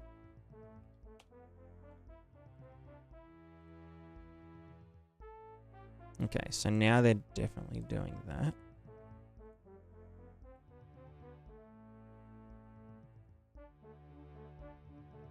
And so now we would want to be like on overlap. Well, let's just print. Just see if they actually do overlap. No. Interesting. Because they're set to simulate, which means they only really do like what's it called?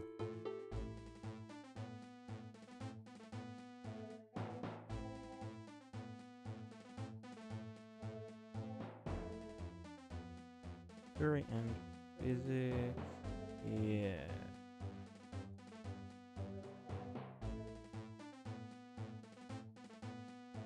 Right, because it blocks.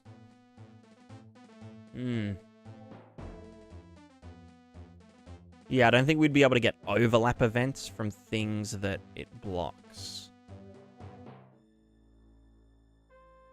No hit. No hit or no overlap, you mean?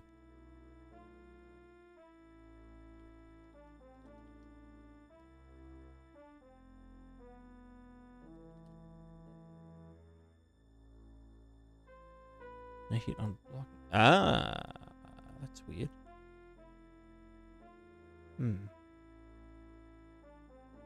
If it was something like... shit, what's the...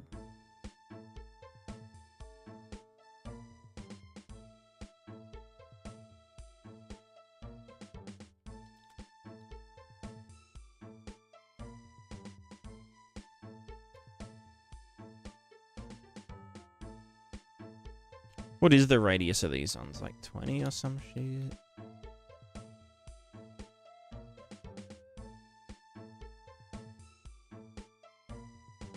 More than 20? 50? It is 50. So then you could do... Oh, that's a multi-sphere trace. Oh, I guess we would want to do a multi-sphere trace. Out hits for each loop.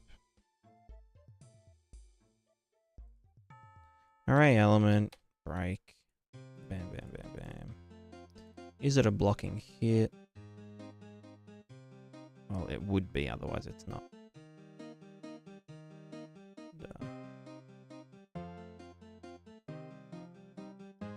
So something dumb like impact point minus our location gives us a distance. Sorry, length. And then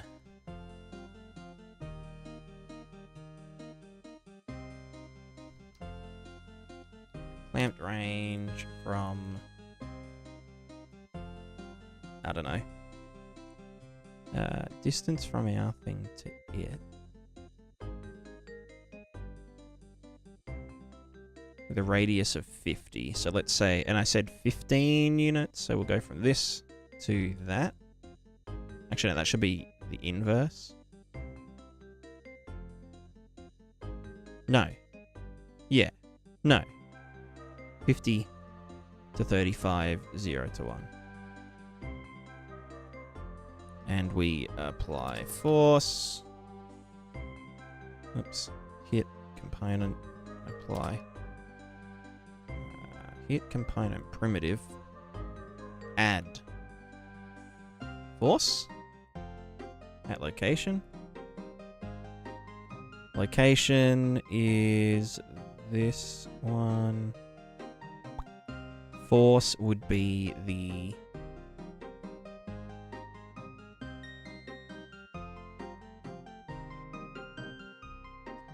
Normalized this. Multiplied by some value, the force, which is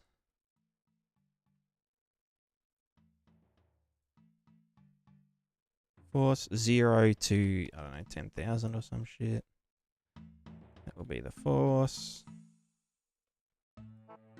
And then we need to apply that to ourselves as well, but the negative of it.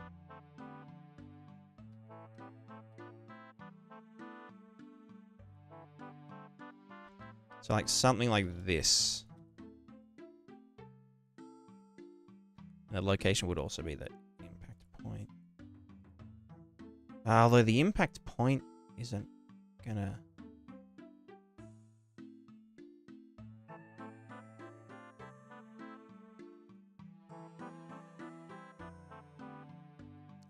The impact point might be...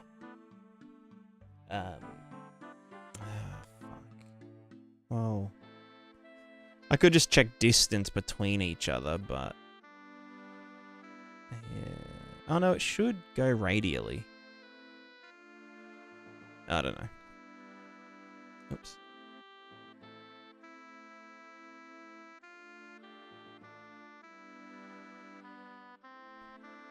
Did that do anything? It did bounce. Let's go higher.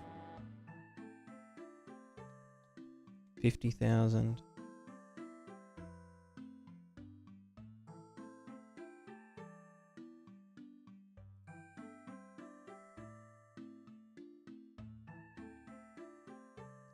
Yeah, so now they're like actually soft colliding.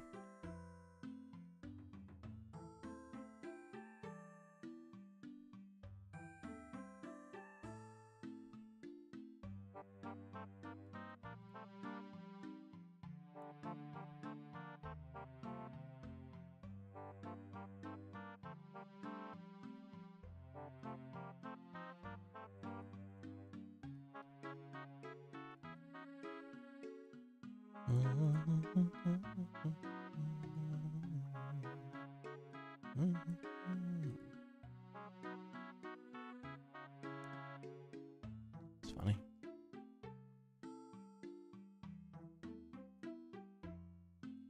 Yeah, cool. Yeah, I don't know. Maybe they'll kind of, yeah. It's a non-issue because it's overlapping. We know it's hit. But we need to know how far in it is. Like, this should still be able to get hit events. On component hit.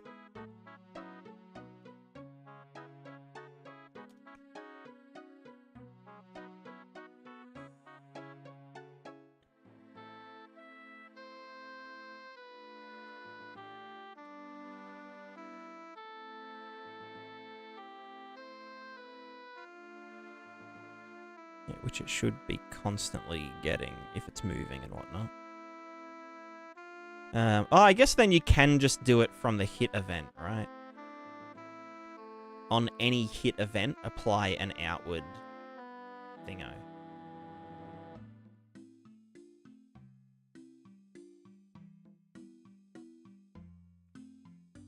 But we can't get overlap because it's a simulated body that's, like, colliding. Like, it's doing blocking collisions. But I guess it seems to still count. You know, let me just grab this.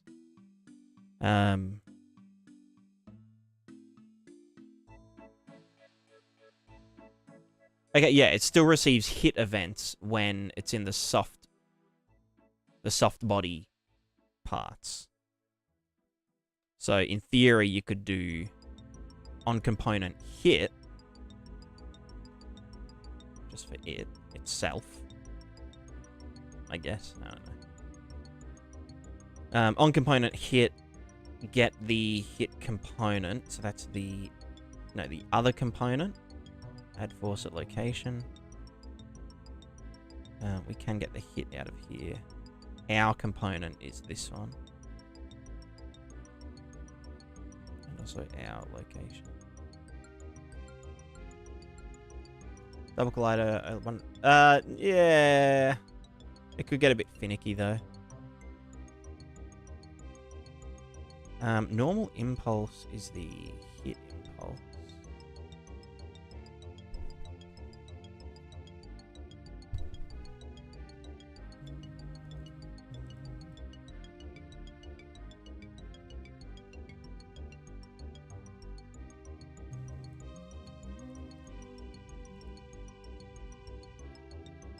Anyway, I'll probably look into that a bit more later on. For now, we need to ball. For now, we ball. Okay, so we were doing stable vector. Okay, yeah.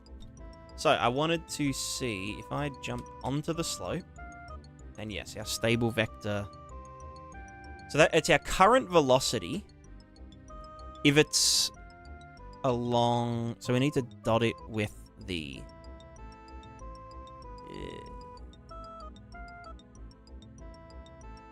in-air thinger. Determine in-air values.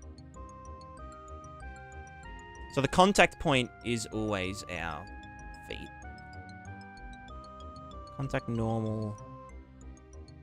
Blah, blah, blah, blah, blah. Well, actually, no, we know the contact normal. So we just want to do determine stable vector. Which we have here. Determine stable vector. We're just going to chuck you into there. Into there. Determine stable vector.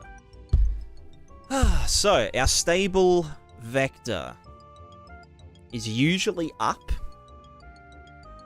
It's basically what's our, like, state of inertia, kind of. Like, when we're standing still on the ground, gravity is pushing down on us. And so we need to counteract that by standing upright. You know what I'm saying? Narm Sayern?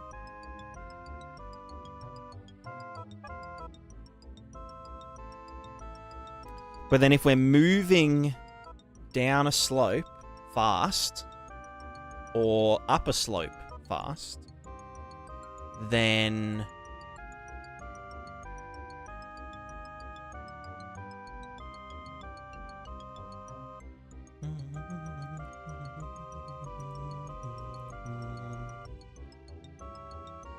so that would be the contact normal.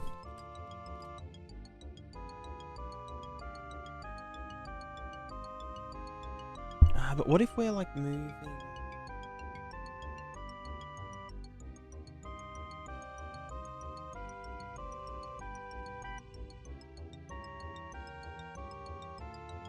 Oh, do we need the absolute?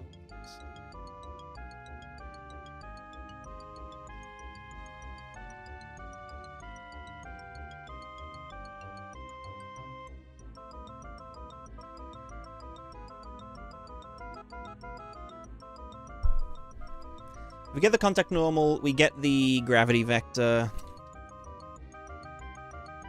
which is, oh, gravity, yeah, you know what I'm saying. Cross these, and then cross again. That gives us the uppity-downy, slopey vector.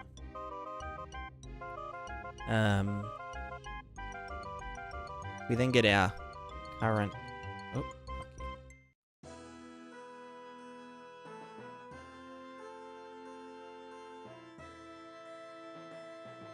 do we have a slope vector? No. Let me just do slope vector. Current clope vector?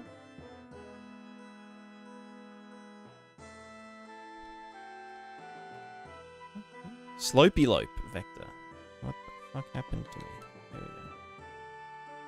Current slope vector. Let's just chuck that into a debug line.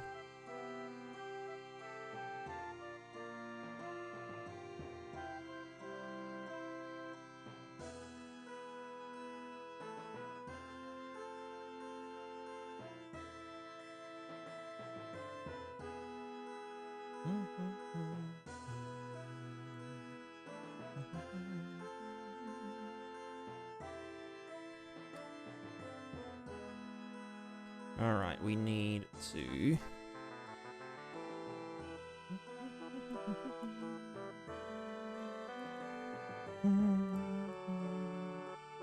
Starting at the contact point, we then need the slope vector. And that should be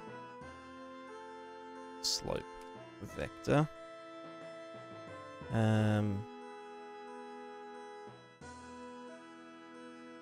Blue. Thickness 5. Arrow size 7. You can be blue. Let's just see if that actually draws. So it should be 0 here, but then when we go here, it should point. Hello? What the? Where's your Z component, brother?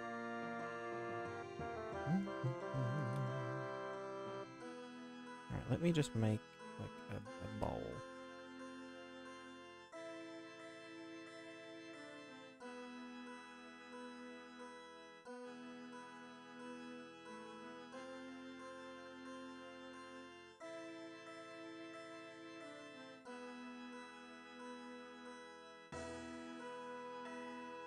Why is it not pointing like down and stuff? It is pointing away from the slope, which is correct. Slope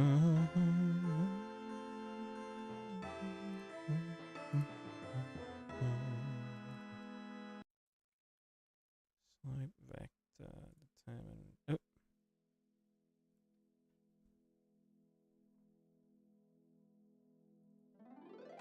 Current slope vector. Contact normal. Cross up. Cross.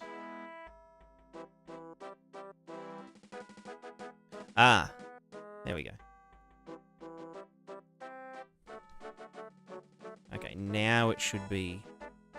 Yeah, so that's our down slope vector. I don't know if it always does down, though. I think it does, because it's... Yeah.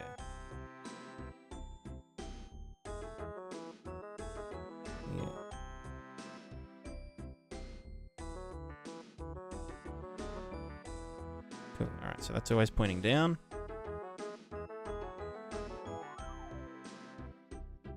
And that actually gets calculated when we... up here. Yeah, and the length of it actually changes. Oh, yeah, no, it does, because of the contact normal. Alright, cool. So slope vector...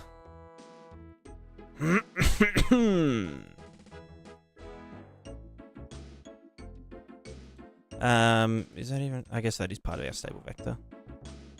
So current slope vector, we then need to check our current relative velocity and dot that against this. So are we moving in the direction of our current slope, right?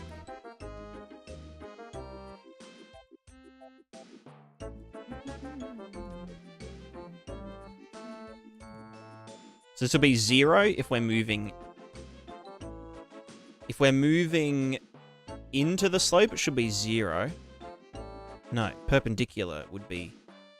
No, because our slope vector is 0. Which makes sense. There is no slope. Then when I'm here, it should go to... I forgot to fucking normalize it, but... Well, okay, if I'm moving perpendicular to the slope, then it's a less value. Yeah. And fuck you, dog.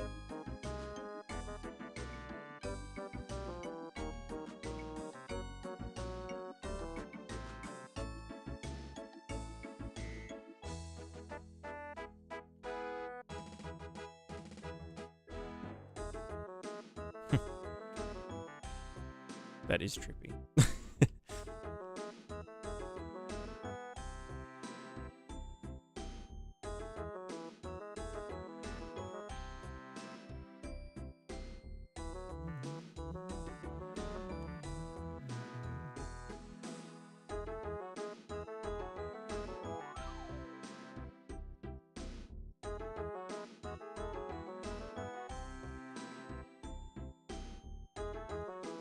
So, if I'm moving away from the slope vector, then it's a very small value. If I'm moving into it,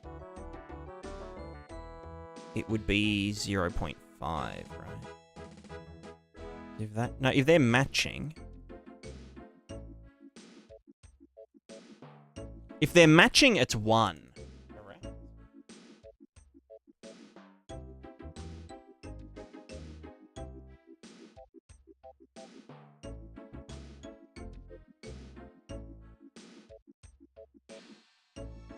If I'm moving away from it, it's -1. If I'm moving across it, it should be, well, 0.5.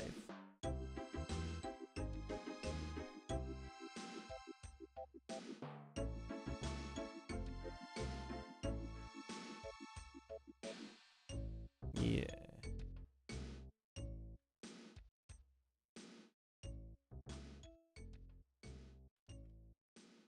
Yeah. And current relative velocity dotted against it gives us some big value.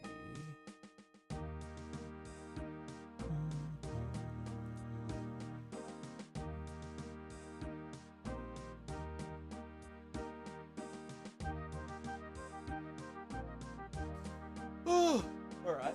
So...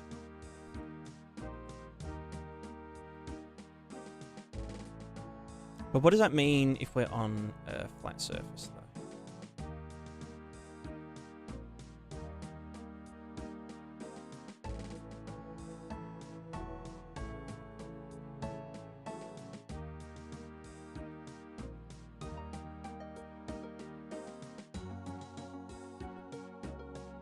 Then it will just be 0 because slope vector, yeah, is 0. The slope vector should... actually, does the... No, the slope vector will increase with... No, it's normalized, isn't it? Because it's the contact normal.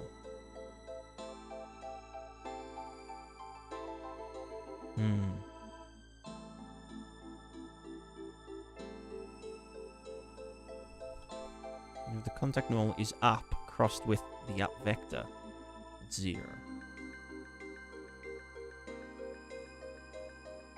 Yeah.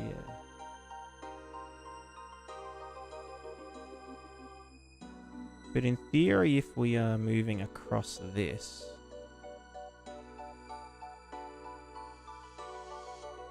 Then that... Okay, that should be... Yeah. Okay, this is 0. -1 is away from it. +1 is against it, or with it. If I jumped, it would, you know, do some weird shit, but who fucking cares? So that is the current slope vector. So if we dot that with the current relative velocity, then we can say stable vector, set desired stable vector, to be with some range, map range clamped, lerp between the... Oh, fuck you. Vlerp. Lerp between... So this... The output will be 0 to 1. Lerp between the...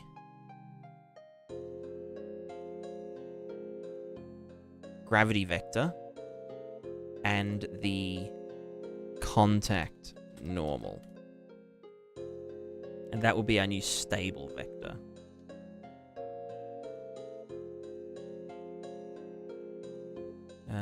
We have to... Oh, what were our values at? Kind of, it was like between like 50 and 400. 0 to 1. Stable vector. So we should see our stable vector.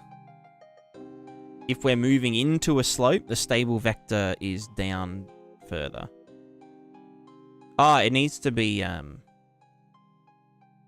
no, yeah, because if we're moving... And then, okay, yeah.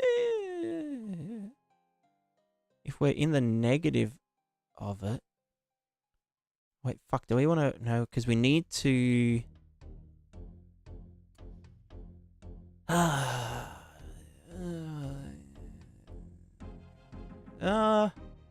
No, because we only want it to be when we go down a slope. If we're going up a slope, our stable vector should be up, pretty much.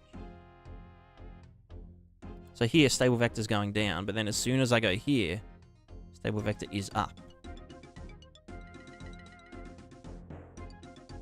Although we would want to... Well, no, because that would then... If we go down here...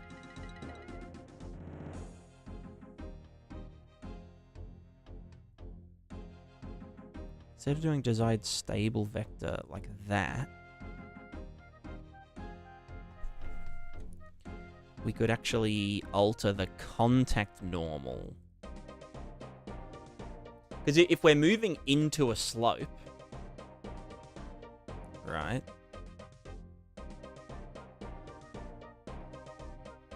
If we're moving into a slope, you know what I mean?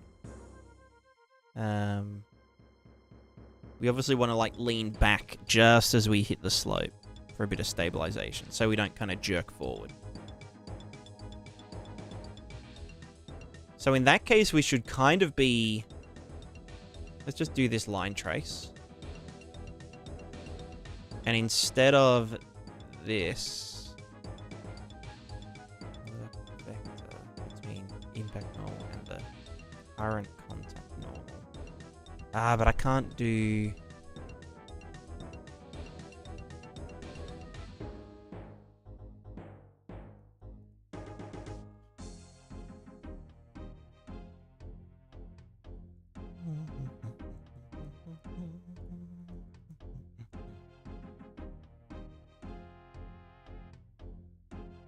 Let's call this the...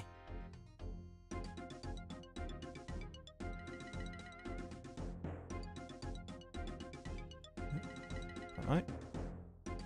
Let me promote. Why can't I fucking...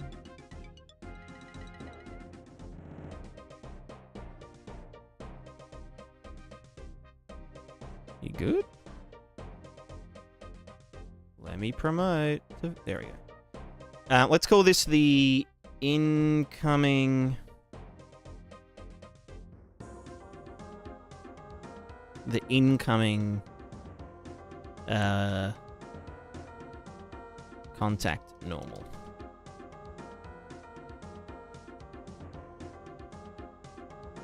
Right? Then we're going to use the incoming... Oh.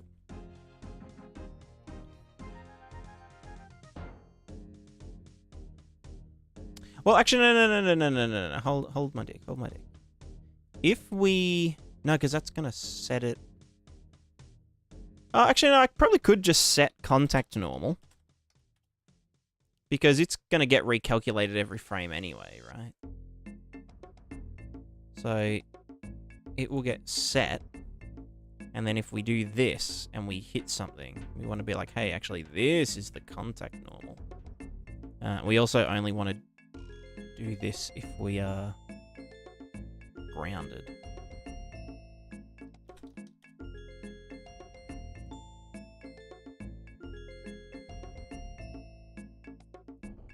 Otherwise, we just skip and go straight to determine stable vector, which is just using the regular contact normal. Yeah. So, in theory, as we approach this slope, the contact normal, contact vector, should change. Yes. Which in theory should be changing our stable vector.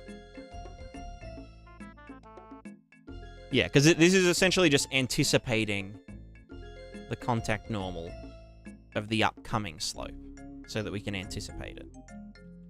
But because our stable vector... I guess... If we use the absolute of the dot between the velocity and the thinger, then the stable vector would lean back slightly.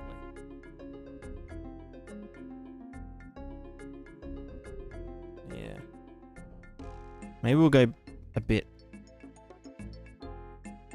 more forgiving there. So this is just there so that when we... If we're moving fast up a slope, or down a slope, we want to actually lean into it, right?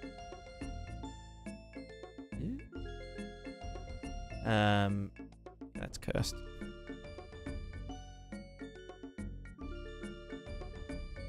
And then as we slow down, then we start to move up at normal.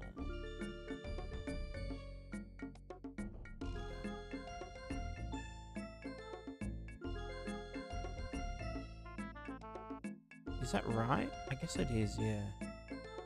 Like the more that gravity is... Okay.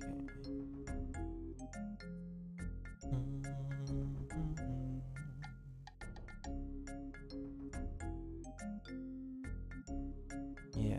I also probably don't want the stable vector like I did just there, right? If we jump on a slope, We don't want to lean forward super hard.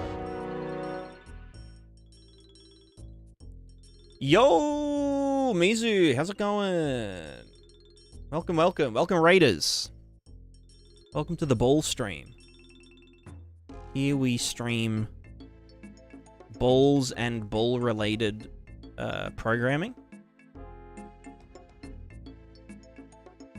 Alright, so that is saying stable vector. Wait, then what? Huh? Huh? Oh, but then stop. Ooh, there we go. Okay. Then if I jump and I stop there. Stable vector. It is getting a bit ballsy. It's getting quite ballsy. Okay, so stable vector's now matching the contact normal when we're moving fast.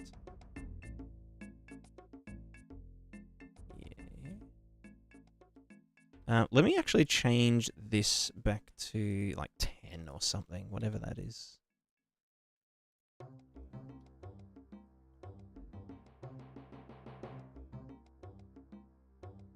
How was the stream? What were we up to? So what were we doing here now?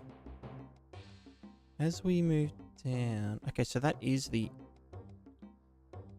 contact vector.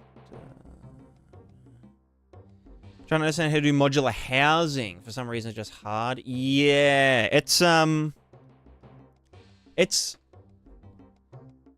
of easy to, like, do something really basic. Where, like, everything's, you know, a 3x3 meter. I've got, like, a whole, like, library full of stuff. But then it's, like, to make it look nice, and, like, not just, like, Minecraft houses, is, like, a whole other thing. So I definitely feel you there.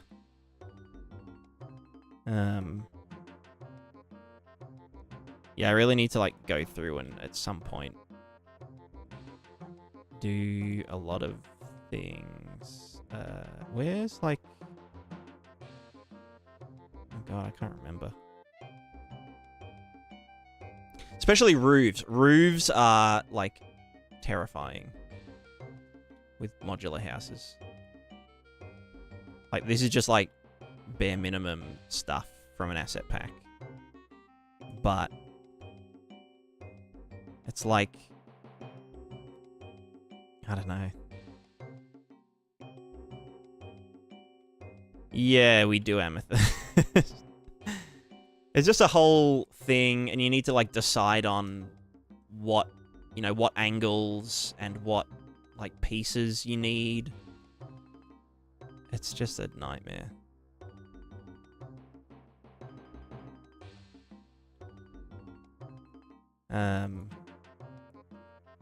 Getting it all to fit together and, like, having enough bits and pieces to do, like, creative things. I think I had, like, a house.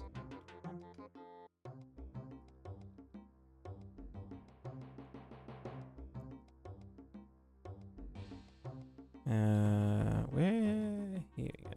The Charlie house. This is just, like, a thing that I, like, whipped together from, you know, some of those bits. But it's like... it looks fine, but it needs, like, I don't know, more decorations and stuff.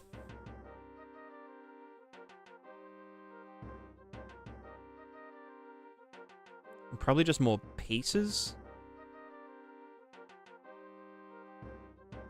Then it's like, you know, it looks a bit square, because it's like, like, you know that, oh, this is a tile, this is a tile, that's a tile. But do you do, like, do you do 1 meter, kind of, you know, a third of a wall? Or do you do half walls, so 1.5 meter half walls? How do you deal with, like, diagonals? Because diagonals, if I wanted to do a 45-degree wall... and I, like, put down, you know, some wall part, and rotate it 45 degrees, then the whole thing goes off grid. Which is like, you know. And then if you're doing diagonals, what do you do for the roofs? Like, do you need diagonal roofs and stuff? It's just, yeah. Not looking forward to that one either. Not one tiny little bit. I'm just sticking to balls for now. For those of you that don't really know what the hell I'm doing right here, I'm currently doing a physical character movement system, which is fun. But basically, our character is a cylinder and a ball under the hood. Obviously, they won't be visible in-game. But it's just here so we can do some two-way physical interaction, realistic kind of slope handling, and all that kind of stuff.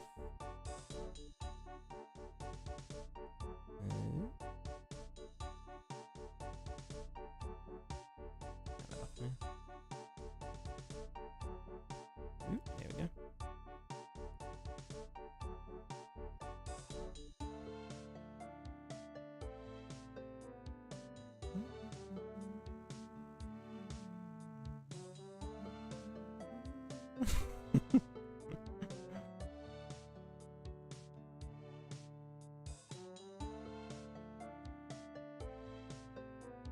Have you been in a slope? Do you mean have I been on a slope in real life? I have actually. Amethyst will be able to confirm that. I actually went outside to study for this system, which is crazy. I know.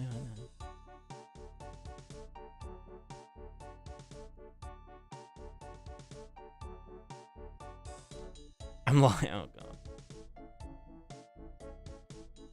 I've been outed.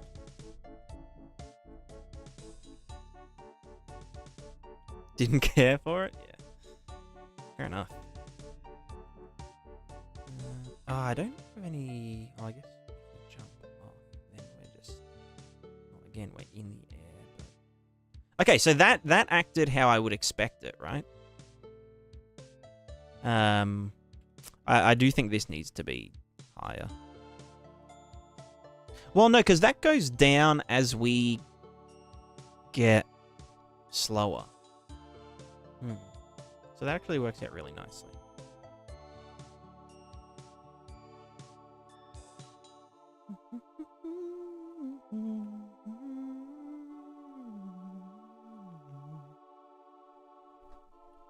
Oh god. I slipped. Hello? Why am I stuck?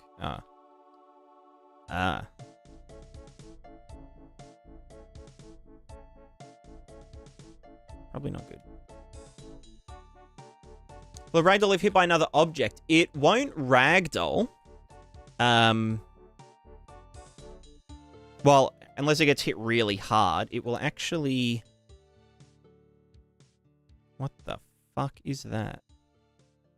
Bro, that is not a sphere. That's a sphere brush. It will...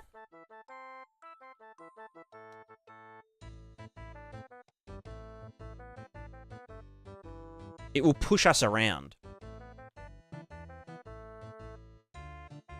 Oh god. And we can obviously push it around as well, although we'll probably not have as much luck. Because it's so fucking big. Ugh. I can probably push it off course a bit. So the whole system's designed to allow for like two-way physical interaction.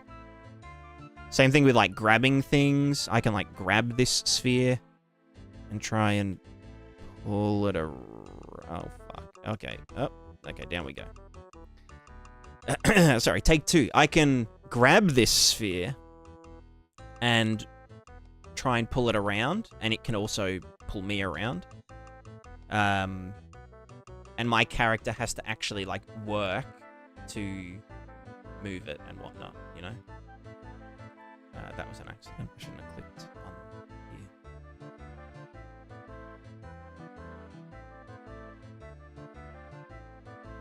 I think going down the hill while being hit by the sphere would knock him over. Yeah, exactly. Like that. I would have fallen over and ragdolled then, but I just haven't. I'm being like very strong with the forces that I'm applying at the moment, just so I can nail all the math first.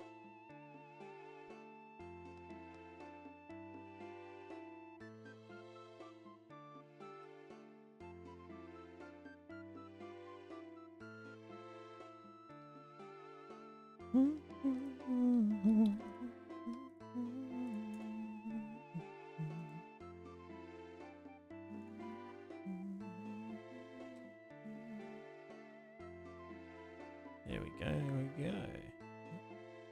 Oh, okay, so that that would have killed me. Yeah, so I jump.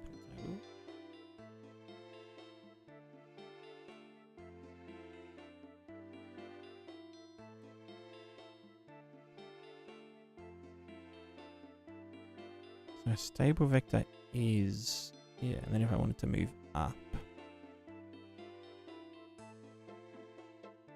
then yes, we are moving up.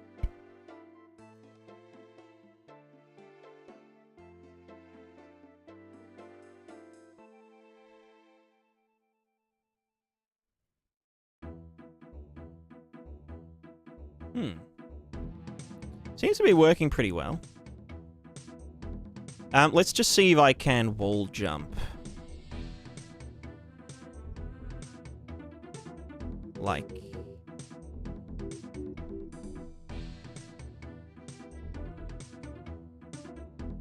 this kind of thing.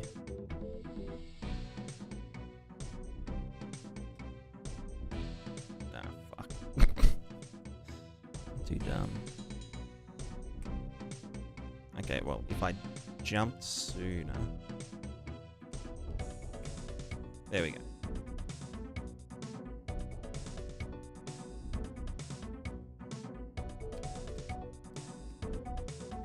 Oh.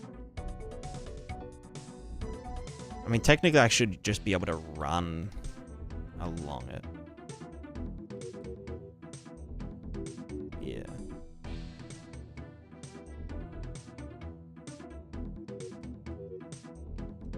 Oh, that's probably the other thing. If I'm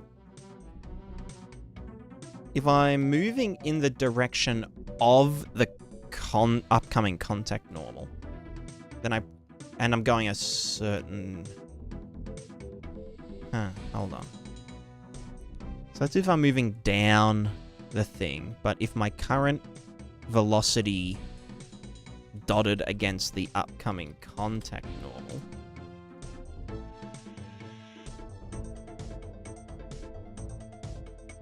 Well, yeah.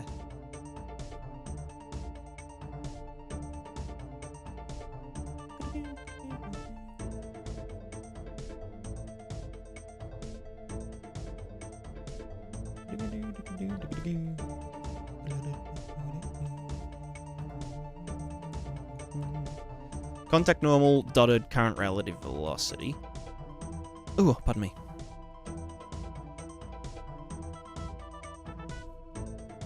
So it is just two dots. That being the direction of movement versus the slope, like along the slope. And then the direction of movement into the slope.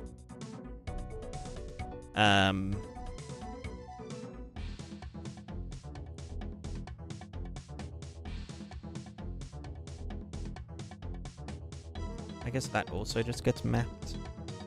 And then we can just choose a min out of them. Or, sorry, the max. Choose the higher value. Chuck that into the thing.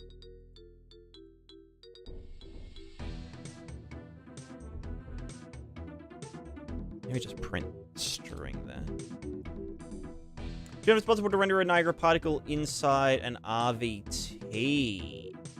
Do you mean write it to the RVT? Because I wouldn't recommend that either way. Simply just because it would be updating the RVT all the time if the particles are moving. But you can sample an RVT in the thinger.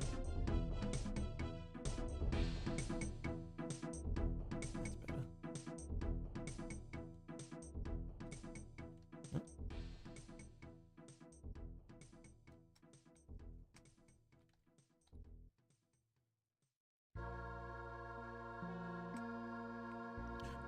What the hell was happening? Oh, that's the other thing, is that the we might actually be slipping on slopes like that because our flooredness value, our floor trace, check if grounded, this should be going in the direction of the contact to center of mass vector. And that's normalized, so that times -3.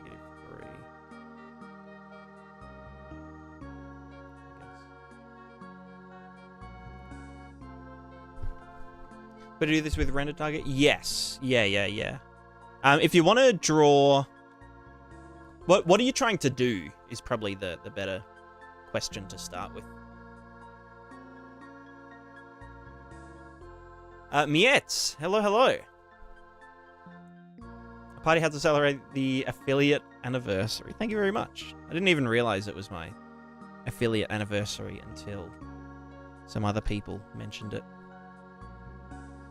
Thank you, everyone, for the kind words.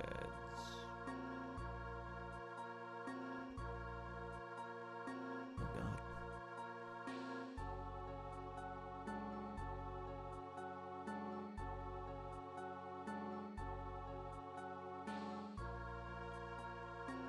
Ow.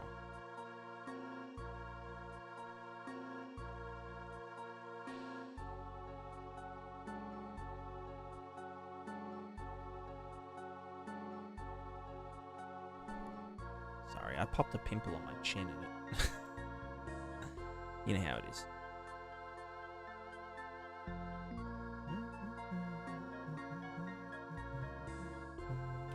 Alright, let's change our air control value. Oh, there is... Okay, there's one more thing that I need to fucking do. And that is...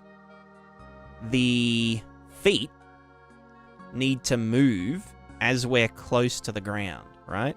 Because at the moment, our feet don't start moving until we're hit the ground, right? You can see here. And that causes a jerk in the direction. So we actually want to... Where's all my shit?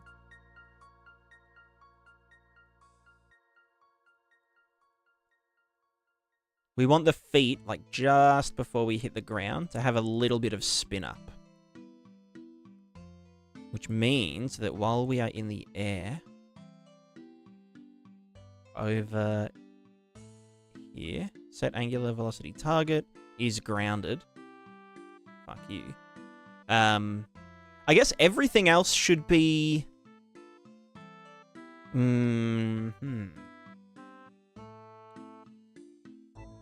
If we do that... no, that's not...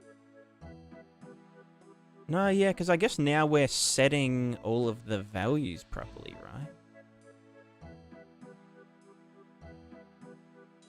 So, like, yeah, if we're in the air, that will just continue going to the speed that we want it to go. Although that means that if we try and stop midair... Oh, no, that works. It will then try and slow us down.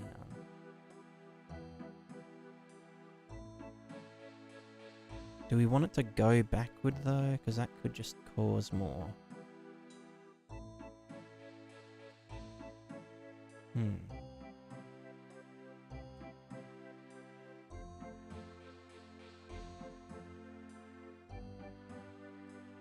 I guess because we still have a stable vector and a center of mass vector. Actually, you know, that just works nicely. Although obviously we don't want our feet to actually continue animating when we're in the air.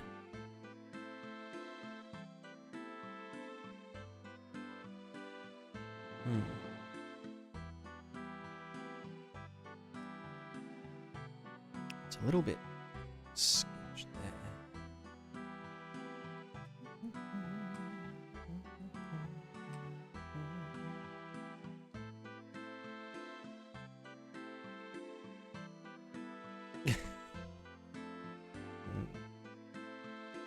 Although I think a lot of that just comes from this. Needs way more damping. And probably less torque scaling.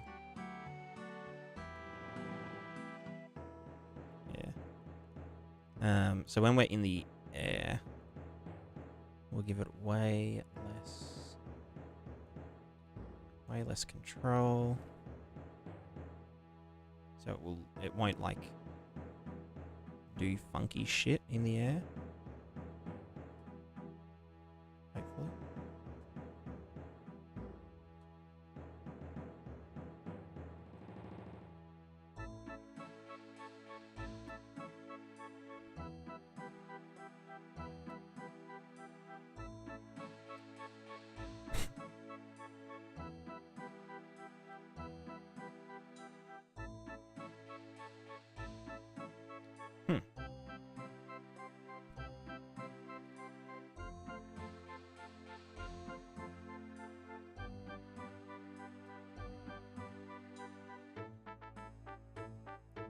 Probably even less than that. Like, fucking 1. Who knows? Because I guess when we're in the air,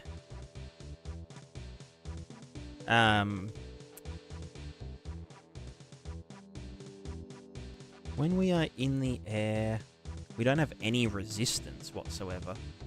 So if I like jumped here, then yeah, we can. Okay, maybe a bit more.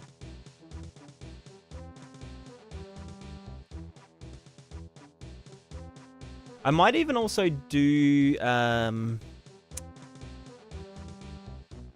just an interpolated value for like how long we've been off the ground for. Just so like at the very start of the jump, we can kind of correct. We can like correct our initial, you know,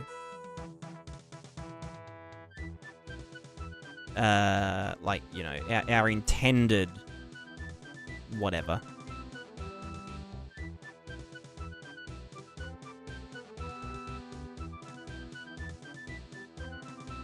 I guess I'll call it a ground control value.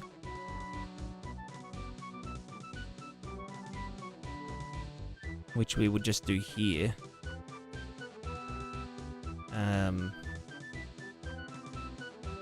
Just float. Whatever, just promote. So we'll call this like ground control factor.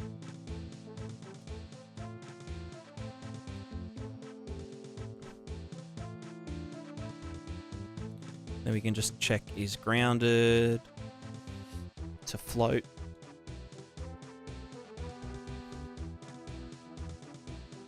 Although I guess when we land,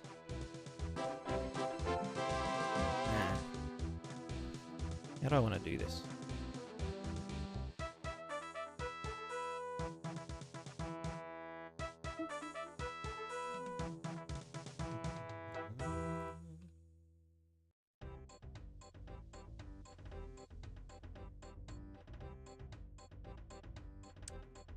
Or maybe it's actually just,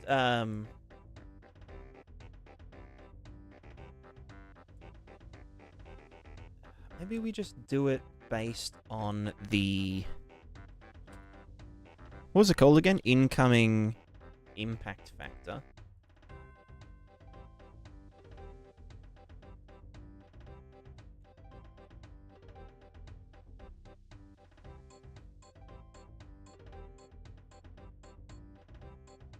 No. Oh, well. So we have distance to impact. That's true distance.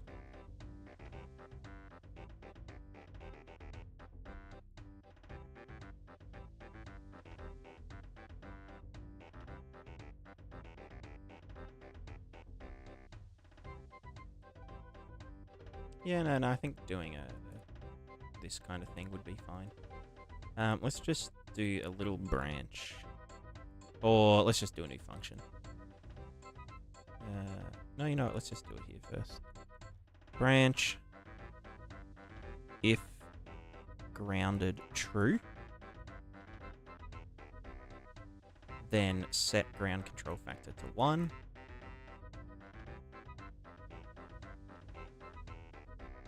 Or do we want to, like, really quickly lerp it? Or do we want to do it based on the distance? Because... No...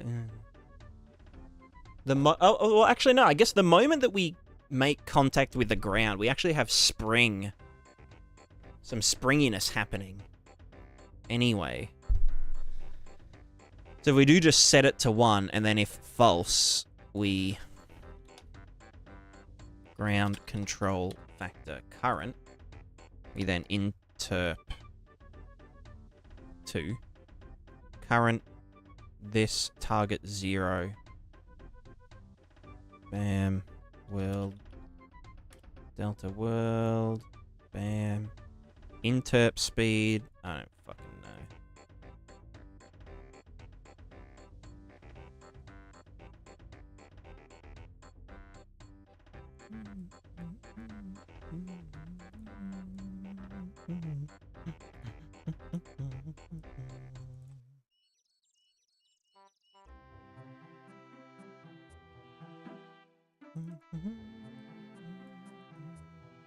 N64 game, Rocket Robot on Wheels.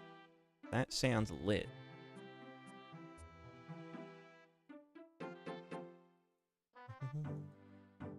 So now I have ground control factor, which we can then...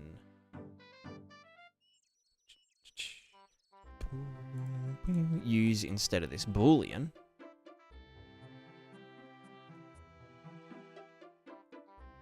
So when we are on the ground, we have this. When we are in the air, we do this. But it will ease off over time. I just want to test what that value's at. So that... Okay, it needs to go way quicker than that. Let's go...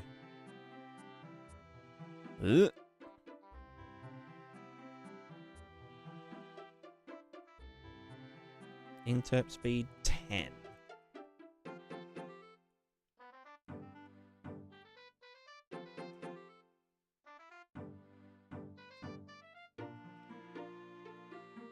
Maybe not 10, maybe 4.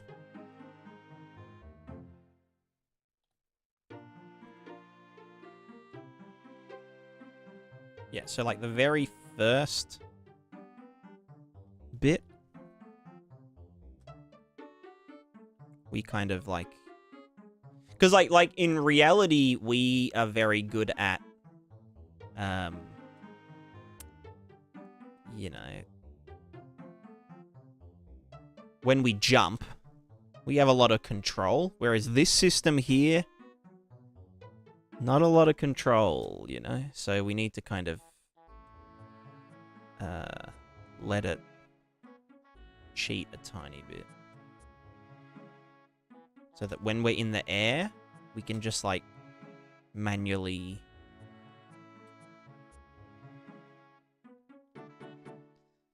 You know.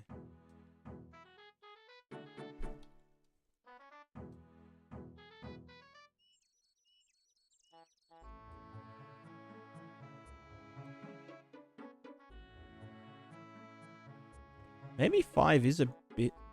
Okay, let's go a bit faster. But then also here. Maybe even a bit less.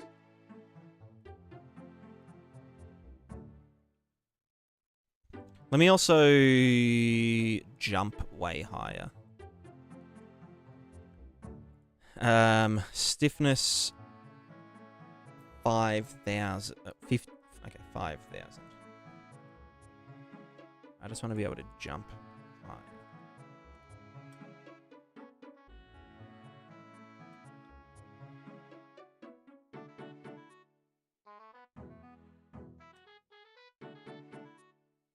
Yeah, I also think we do distance to ground in here. So we say distance to impact. Distance to impact. Range. Clamped, I guess.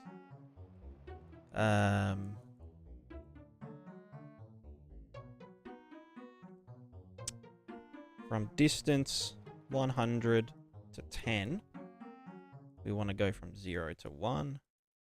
And then you get multiplied.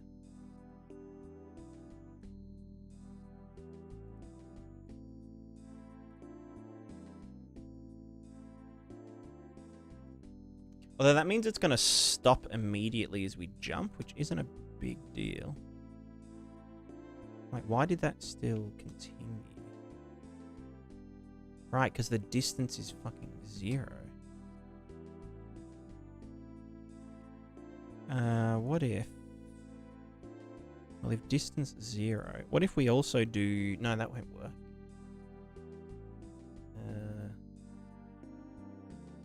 Right, distance to impact. I guess if in the air control, we just say, if we didn't hit anything, distance to impact is like 69, 69, 69, 69. The incoming impact factor is small. So that means that, yeah, this will stop rotating as we jump. And then it will start... Hello? What the fuck happened there?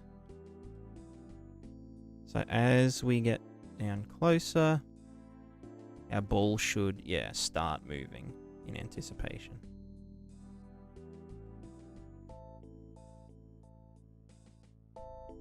What was wrong there? Was that?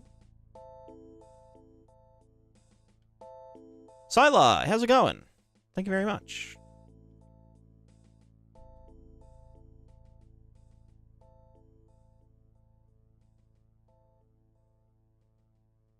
Why is this happening? Oh, because if we're on the ground, the distance to impact is not being reset. Check if floored is grounded. Ground control factor. Blah, blah, blah, blah, blah. Determine in-air values. But if not, let's just set...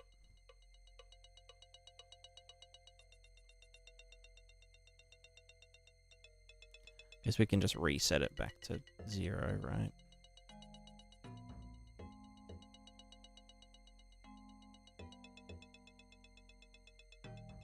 It's kind of dumb, but...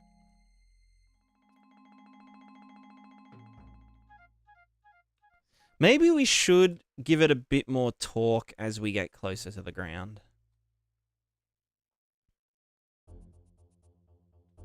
Oh, fuck you. Oh, shit. Oh, God. Alright, I would be giga dead there.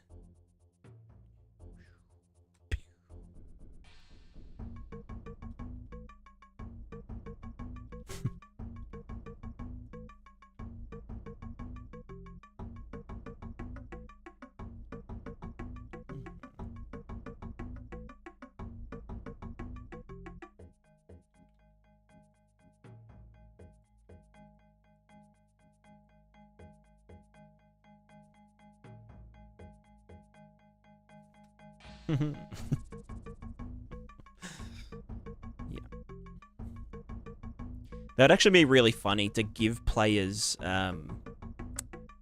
like, give players the ability to jump really high, but obviously the character can't, like, physically compensate for it.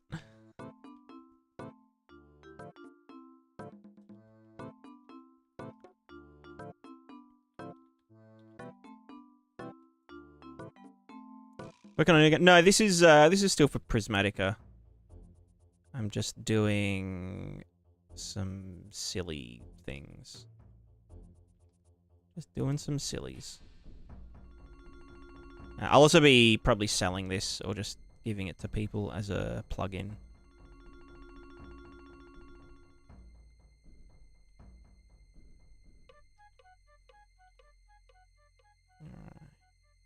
One other thing I want to do is I actually want to do like Lookahead traces rather than I'm doing like a single. Let me just get rid of all these print strings. Jesus.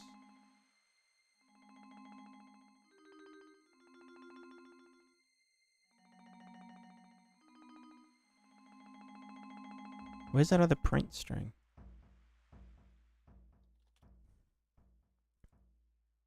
Nope.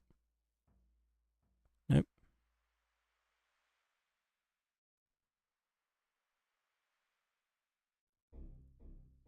Nope. Uh-huh. Determine stable vector.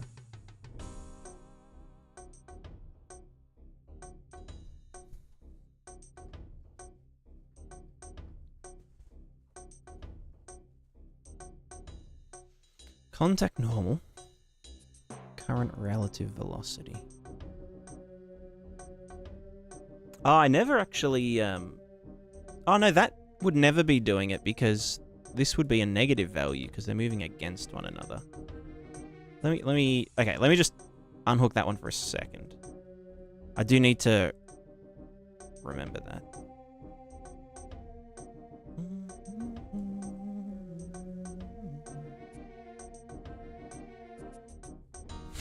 Jesus. Ow. Alright, let's just stabilize. Nope. Wait.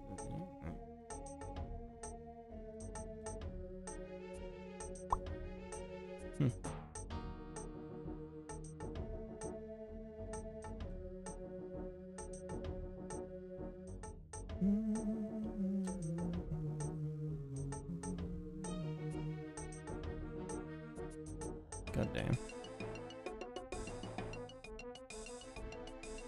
So if I jump up and then...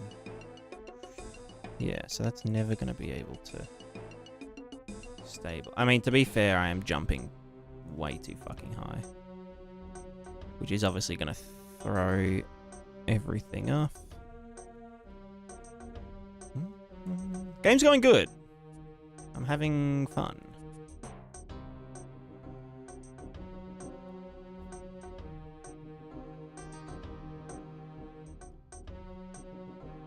Okay, that's still... What was it? I think it was set to 1,000 before.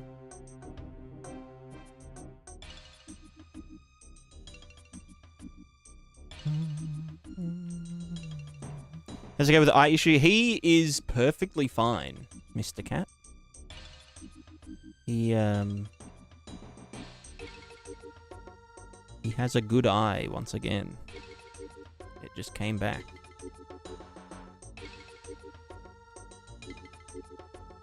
Well, I mean, it filled back up with fluid. Sweet wall run.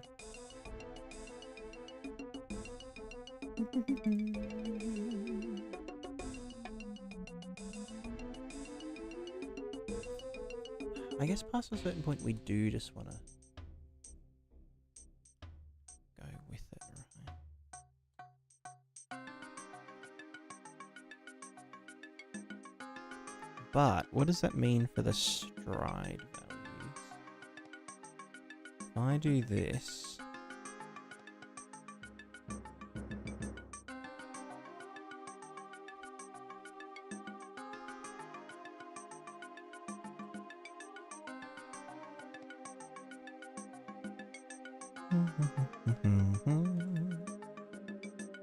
Let me move that damn ball.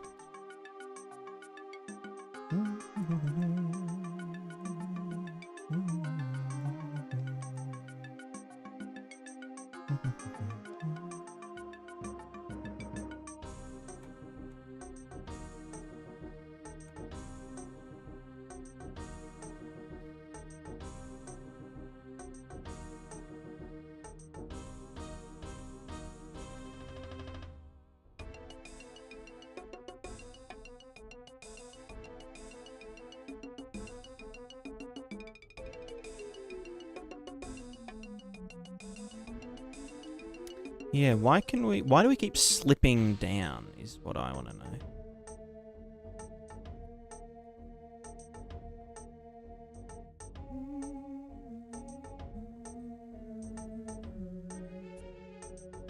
I guess if we then move down that way it would make sense, but...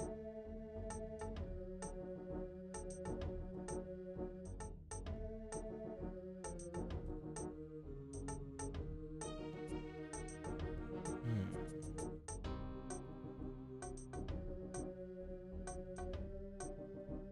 45 degrees-ish. Because we can just like run along this pretty much. I mean, we can't run up it, but... So where does that happen? Maybe the, I think what needs to happen is the...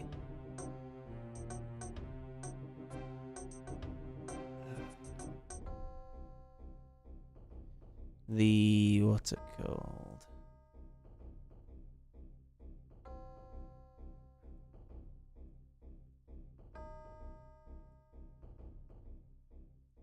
The ground traces probably need to be longer.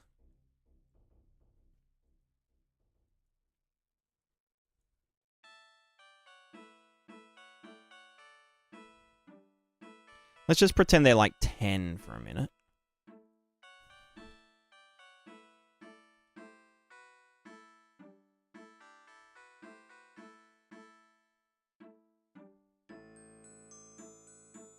So yeah, center of mass vector. Yeah.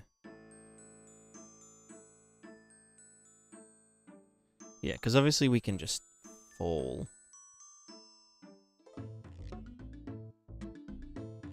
I mean, that grips on a bit better. I mean, it's not supposed to grip, but yeah, you can see here, it's like...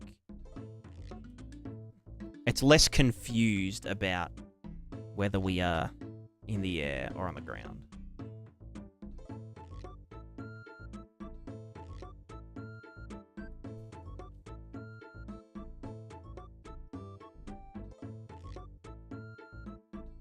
The fuck was that?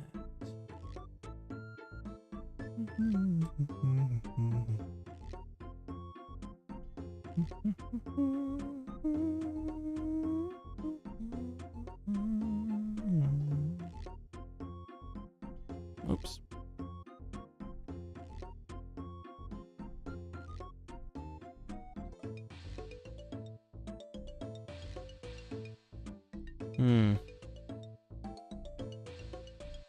Maybe past a certain point we do just want it to inherit that. No, yeah, the stable vector.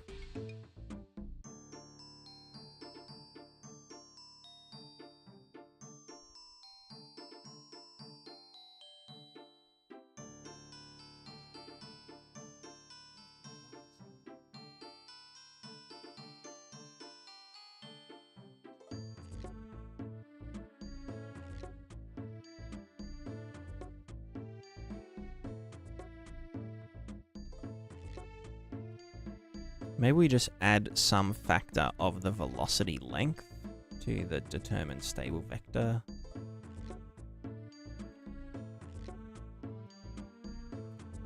Because here, well actually, okay, here we're not.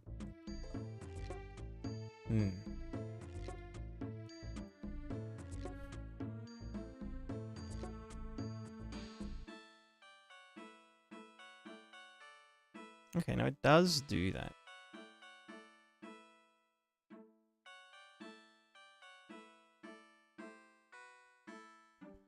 Yeah, but it goes really fucky, though. Why does that... Let me see what happens there. But then as it hits that, it will be like, oh yeah, we want to lean that way, but then it will be leaning up as your velocity stops. I think it's because of this. If this was an absolute value, which it probably should be, then if our velocity matches the... Yeah, that's better. So if we jump into a wall, the stable vector should just, yeah, be like that.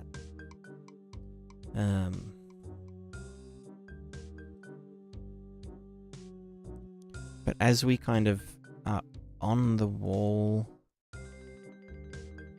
Yeah. The tricky thing about this is that we're constantly blurring the lines between a wall and the floor. Because technically, if you're moving fast enough, a wall is a floor. If you're accelerating against the wall, then it's just a floor, right?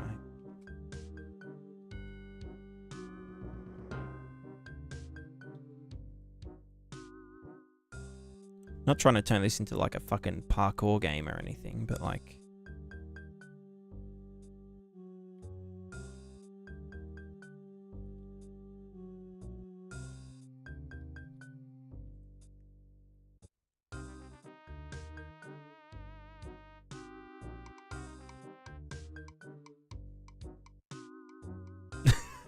Whoa.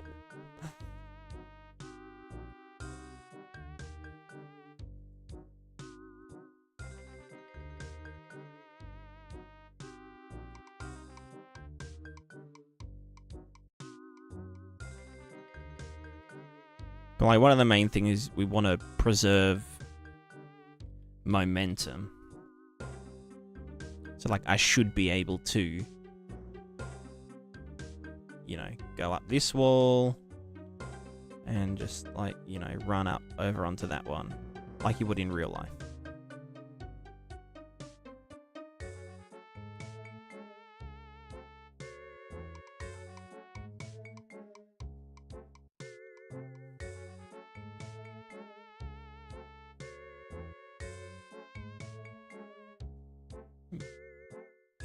What are the ball and the cube doing? So the ball is the feet of the character.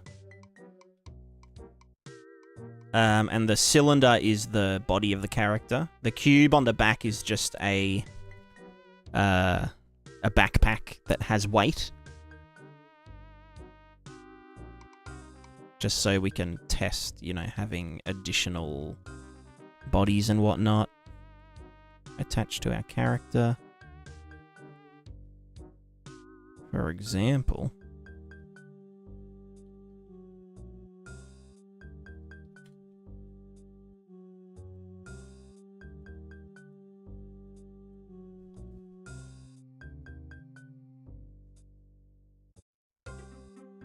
we can have a big plank on our shoulder, and our character has to like lean to compensate for it. I don't know if I'll be able to make this run. Oh god. Oh yeah, okay, I'm gonna do.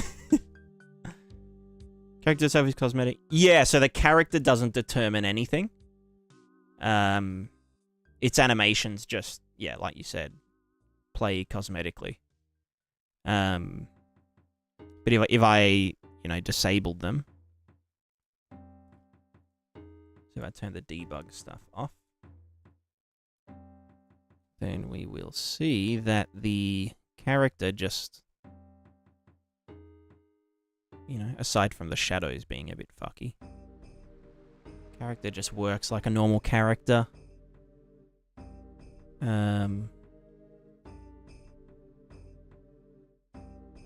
Oh god.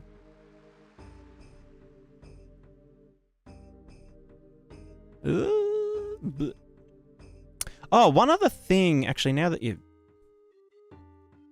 mention that,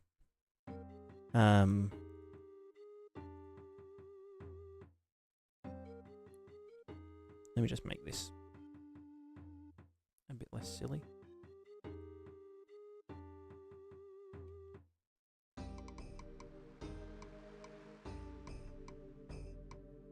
You know what? It's a crate now. We're carrying a crate. We need to deliver this to the next town over. Oh my god. Ugh. The acceleration's so slow. Oh, fuck. Okay. Too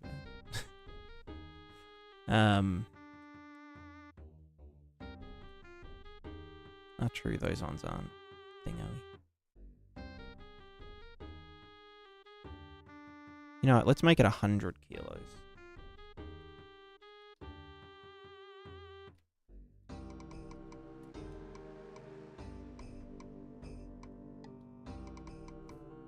Oh god. That's a heavy meatball.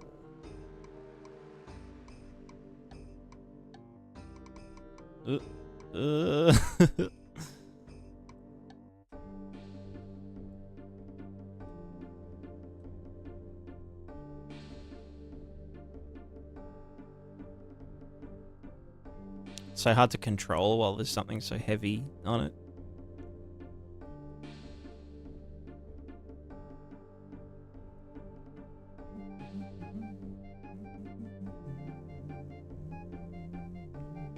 And jump! Oh no. Yeah, one thing I wanted to test out was... with the stable vector... actually just, like, turning the character.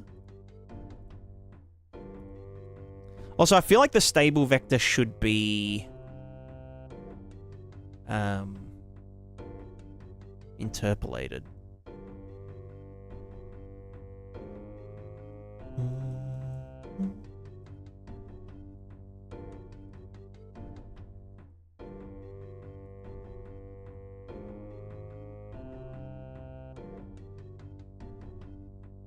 Size over vector equals contact normal? When in the air.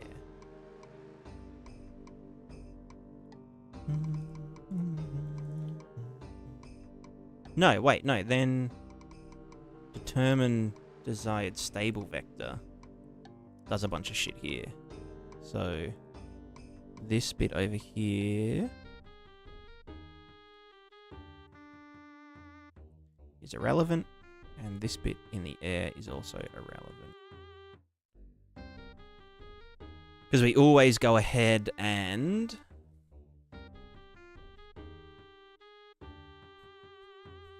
yeah, no matter what, this gets determined. By using slow vector, contact normal, lerp between blah blah blah. Slope vector. Cool.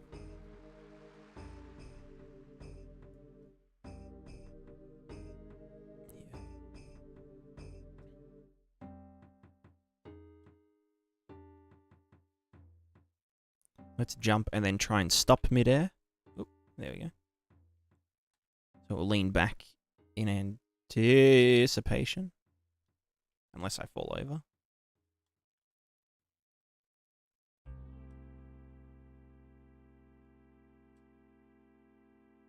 Cool. Yeah, I wanted to test out if I... like, rotate the mesh based on the stable vector. So, like, the whole character. Let me just put the debugs back on.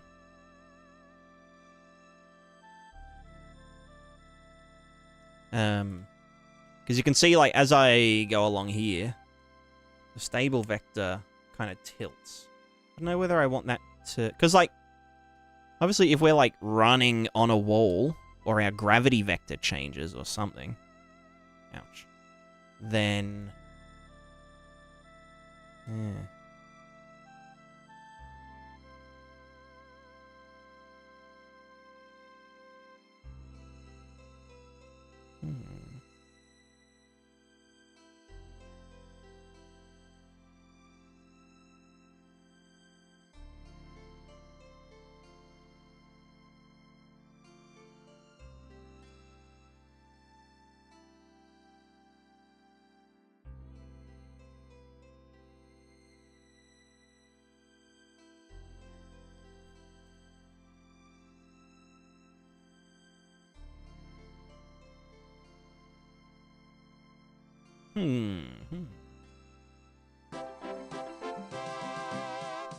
Unreal. How do you print text at the end of debug draw line? It's a function called I think it's draw debug string. And you just got to make sure not to plug, you know, I'll find it in the thing. Here we go. It's called, yeah, draw debug string, and just don't plug anything into the test base actor. And then duration 0 is for just 1 frame. So if you're doing it on tick, then just duration 0. Super handy. Super duper handy.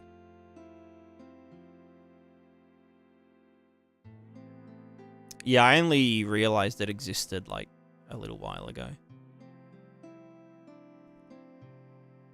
Thank you, Southpaw. Very appreciated.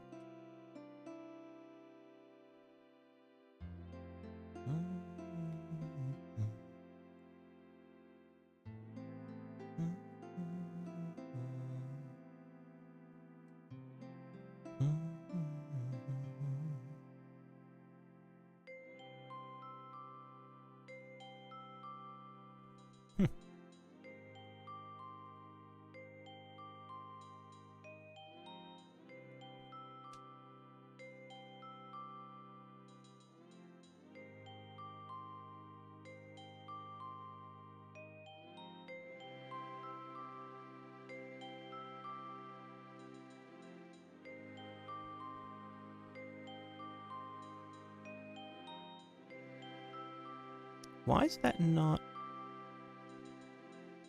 Where's that? Yeah, I guess we're not moving fast enough for it to matter.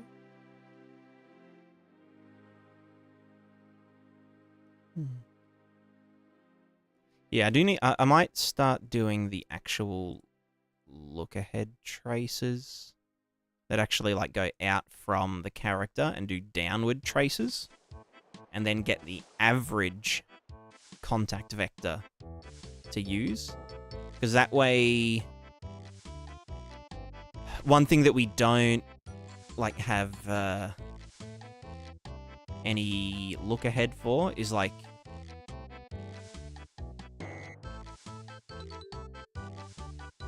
You know, if there's a slope going down that way. Oops, okay, C++. A tiny little bit of C++. Yeah, currently if I'm running this way, we don't know that there's a slope that we're about to fall down. Which, if we were doing look ahead downward traces, we would know. Nice landing.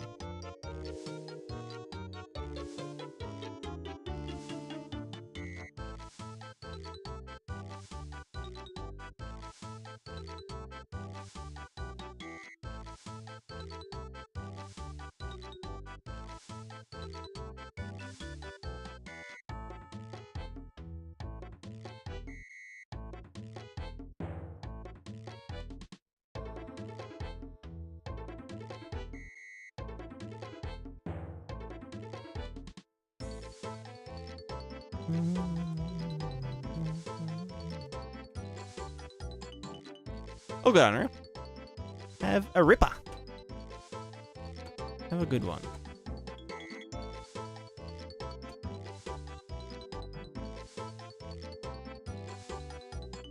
Alright, let's take a break from, like, jumping and stuff. Because I kind of want to... Wait, why did I slow down as I approached that? Because the fucking contact vector? Ah, true. I mean, to be fair, like... No, but that's just gonna get real fucky, isn't it?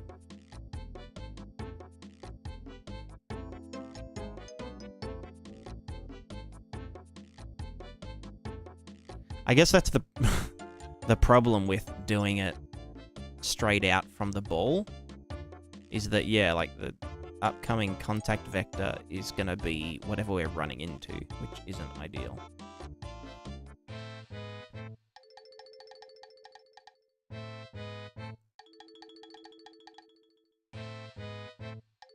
Ow.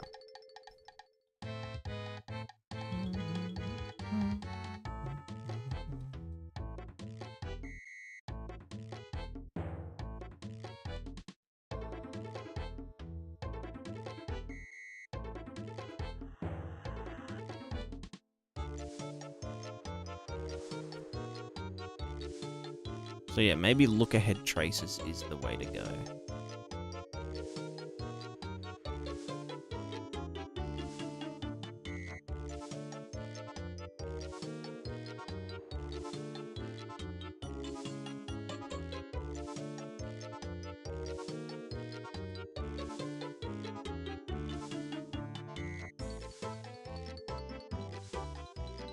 Alright, so the other thing I wanted to look at is stepping up things. 'Cause that's a whole fucking...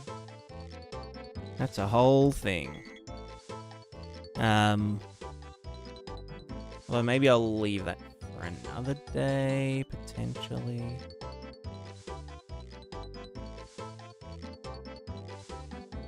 I guess now that we have air control kind of a thing, we could just... The stepping down's no issue. And I guess we do have a bounciness, like a spring value, which I guess is what is allowing us to step up on things like that. Because it is acting as a... So I guess if I teleported it up... Let me see what happens if I just teleport. Event graph. What's a key? Give me a key. You know what, we'll just do spacebar. Let's just get feet sphere. Or get character feet. Let's just get location. And then set location. I can just add world offset. On pressed. Delta location, move up 25 units. And we do want to teleport that, I guess? Let's see. Oh, no, maybe we don't want to teleport it.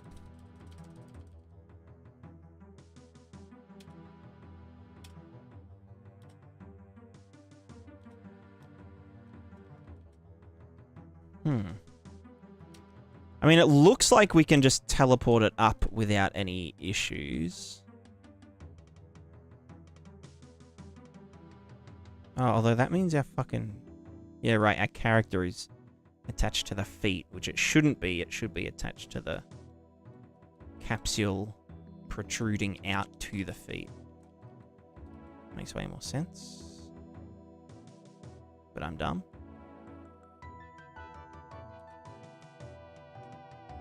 But since that... So what happens if I did teleport that? We don't want to... Don't care about sweeping.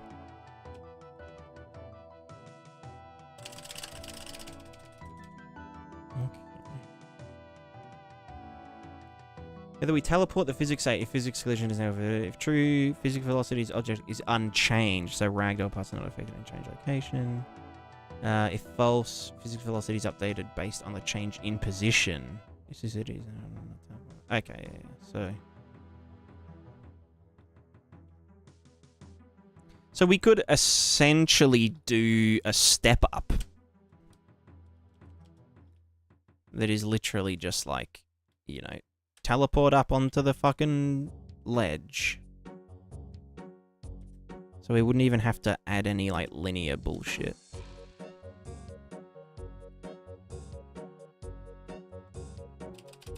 Can I fly? I want to fly.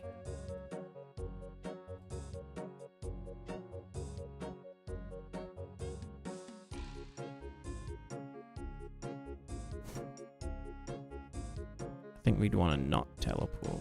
Oh no, we... And it doesn't really matter because it's a two-body system. The only problem is, like,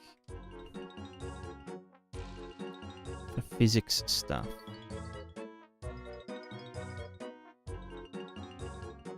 What does it mean if this is, like, teleporting? Or not teleporting?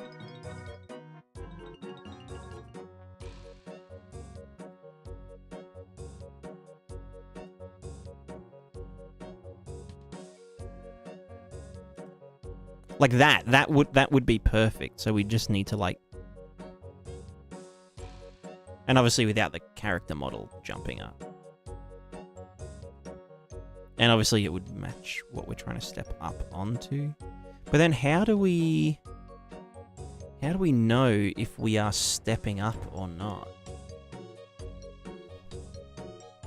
I guess if we collide with something slightly in front of the ball, and then check the height of the thing we're about to hit. But then it's like, how do we tell the difference between that and a slope? I guess there's just a max step up distance.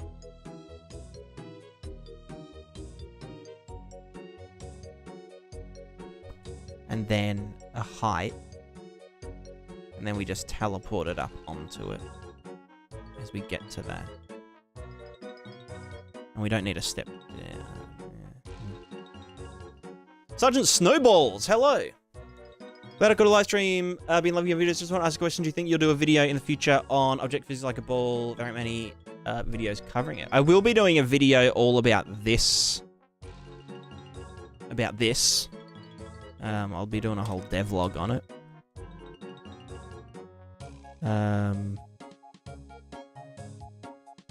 I don't know, I could do some videos on physics stuff.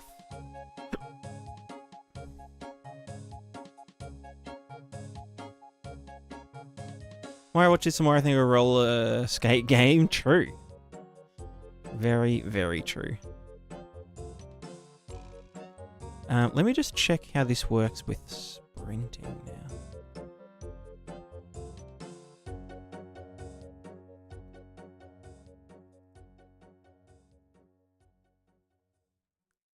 Where is the input velocity times 2? That's very fast.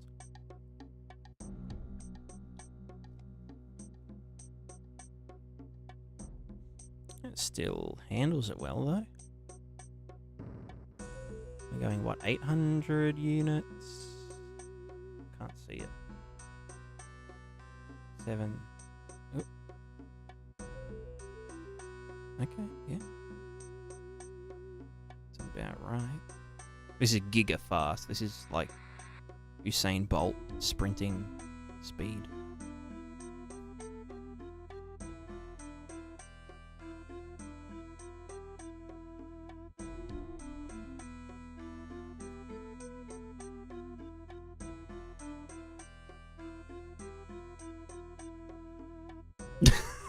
That's so dumb.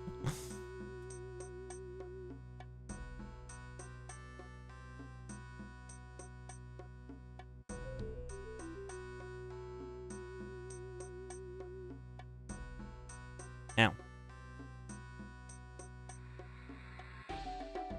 Ah, gotcha.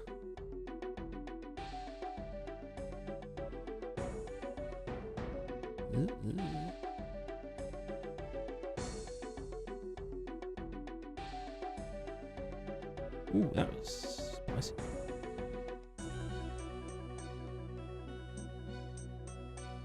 Get me up there. Ah, that's the other thing is that the... Oh, God.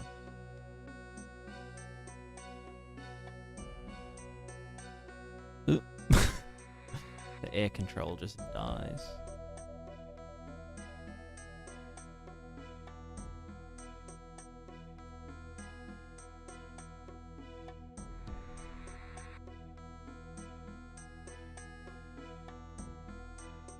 Check the description code of Ogre with movement of Spherical Collider. Probably has some useful insights and handles the issues. The code is open. I remember watching the overgrowth video. I don't know if their movement is happening in their physics engine. Or if it's just like, if it emulates physics rather than simulates physics. I think this is more like Boneworks. Ooh, why does that happen? Why are you falling over?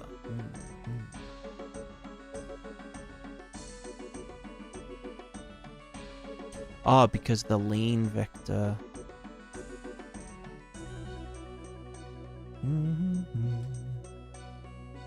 Ow.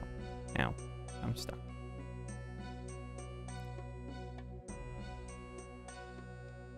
If I jump and then try to stop. Okay, that's terrible. Okay. Why did that happen? Oh, because I... okay, maybe we do need more air control. Yeah. I think I'll try and find a good deep dive video into it. Because I'm pretty terrible with reading code. And other, like... because that's a... Oh. Hello. Sorry, my thingoed. My thinged.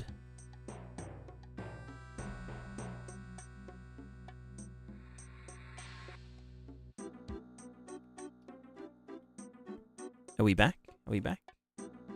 Is everyone there?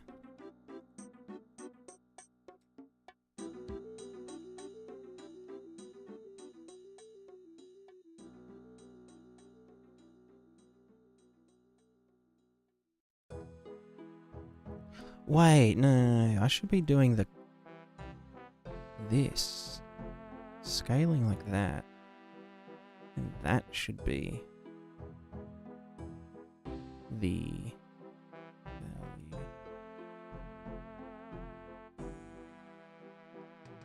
value.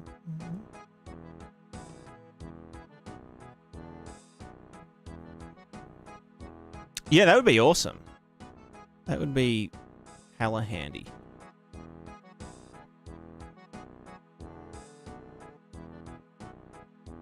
I'm glad to see you're still in the engine. What the... Oh, size. That can't be a negative. Oh, I do. Stupid boy.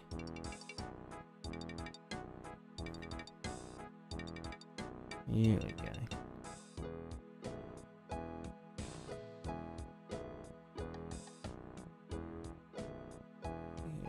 Here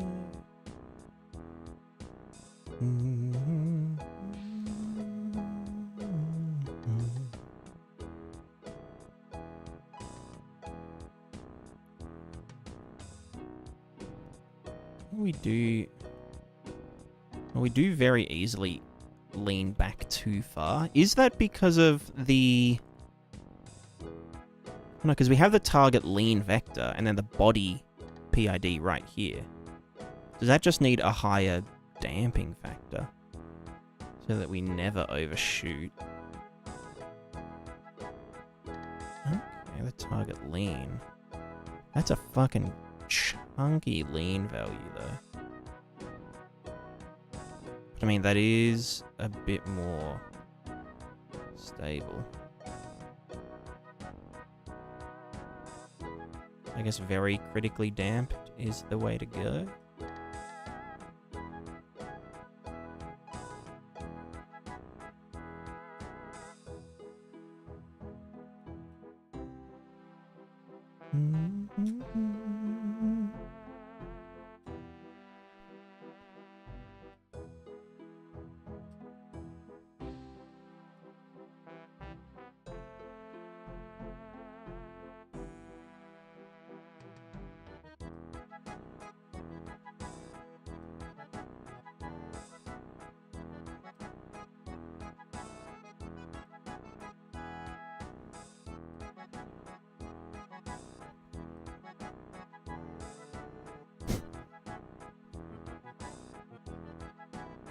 So if I jump and then accelerate that way, we will land and, yeah, immediately.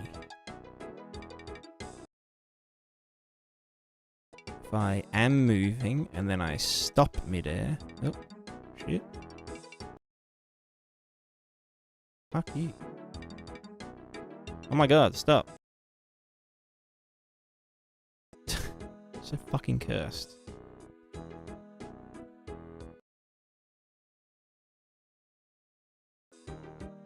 I still think overall the, I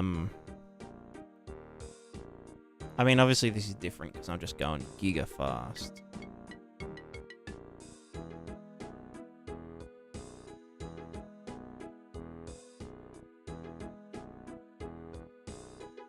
Hmm. Ow.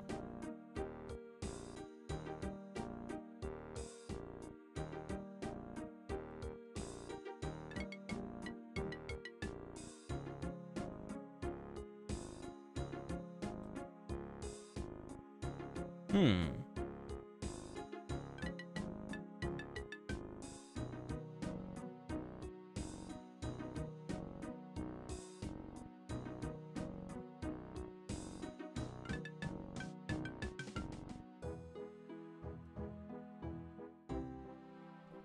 Cool.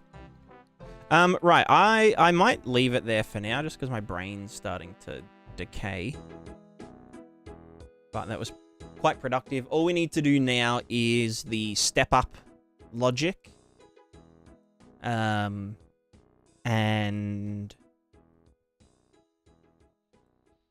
just tweaking and shit. And then I might just put a pin in it for a while and move on to some other things.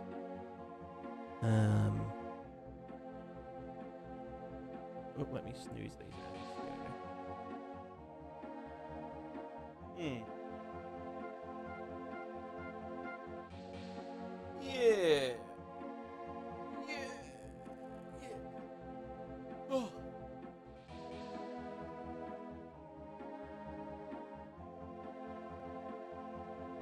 Obviously, we need to look at, like, buoyancy and stuff. Like, swimming and buoyancy and that kind of shit, but... I think in general, it's kind of done.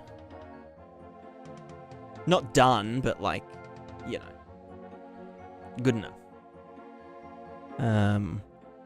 Oh, look, I can give myself a happy affiliate anniversary message. So weird. Alright, we're going to raid out. We're going to be raiding. I think we'll raid Mags. Who is doing some... crazy looking stuff.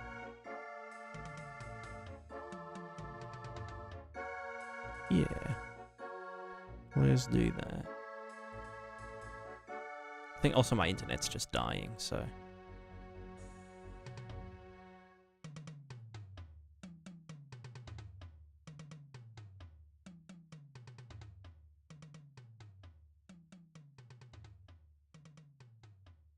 Alright. Thanks, everyone. See you next week for some more... tiny little bit more balls, and then we're moving on. Even if it's not, like, done. Alright. Goodbye.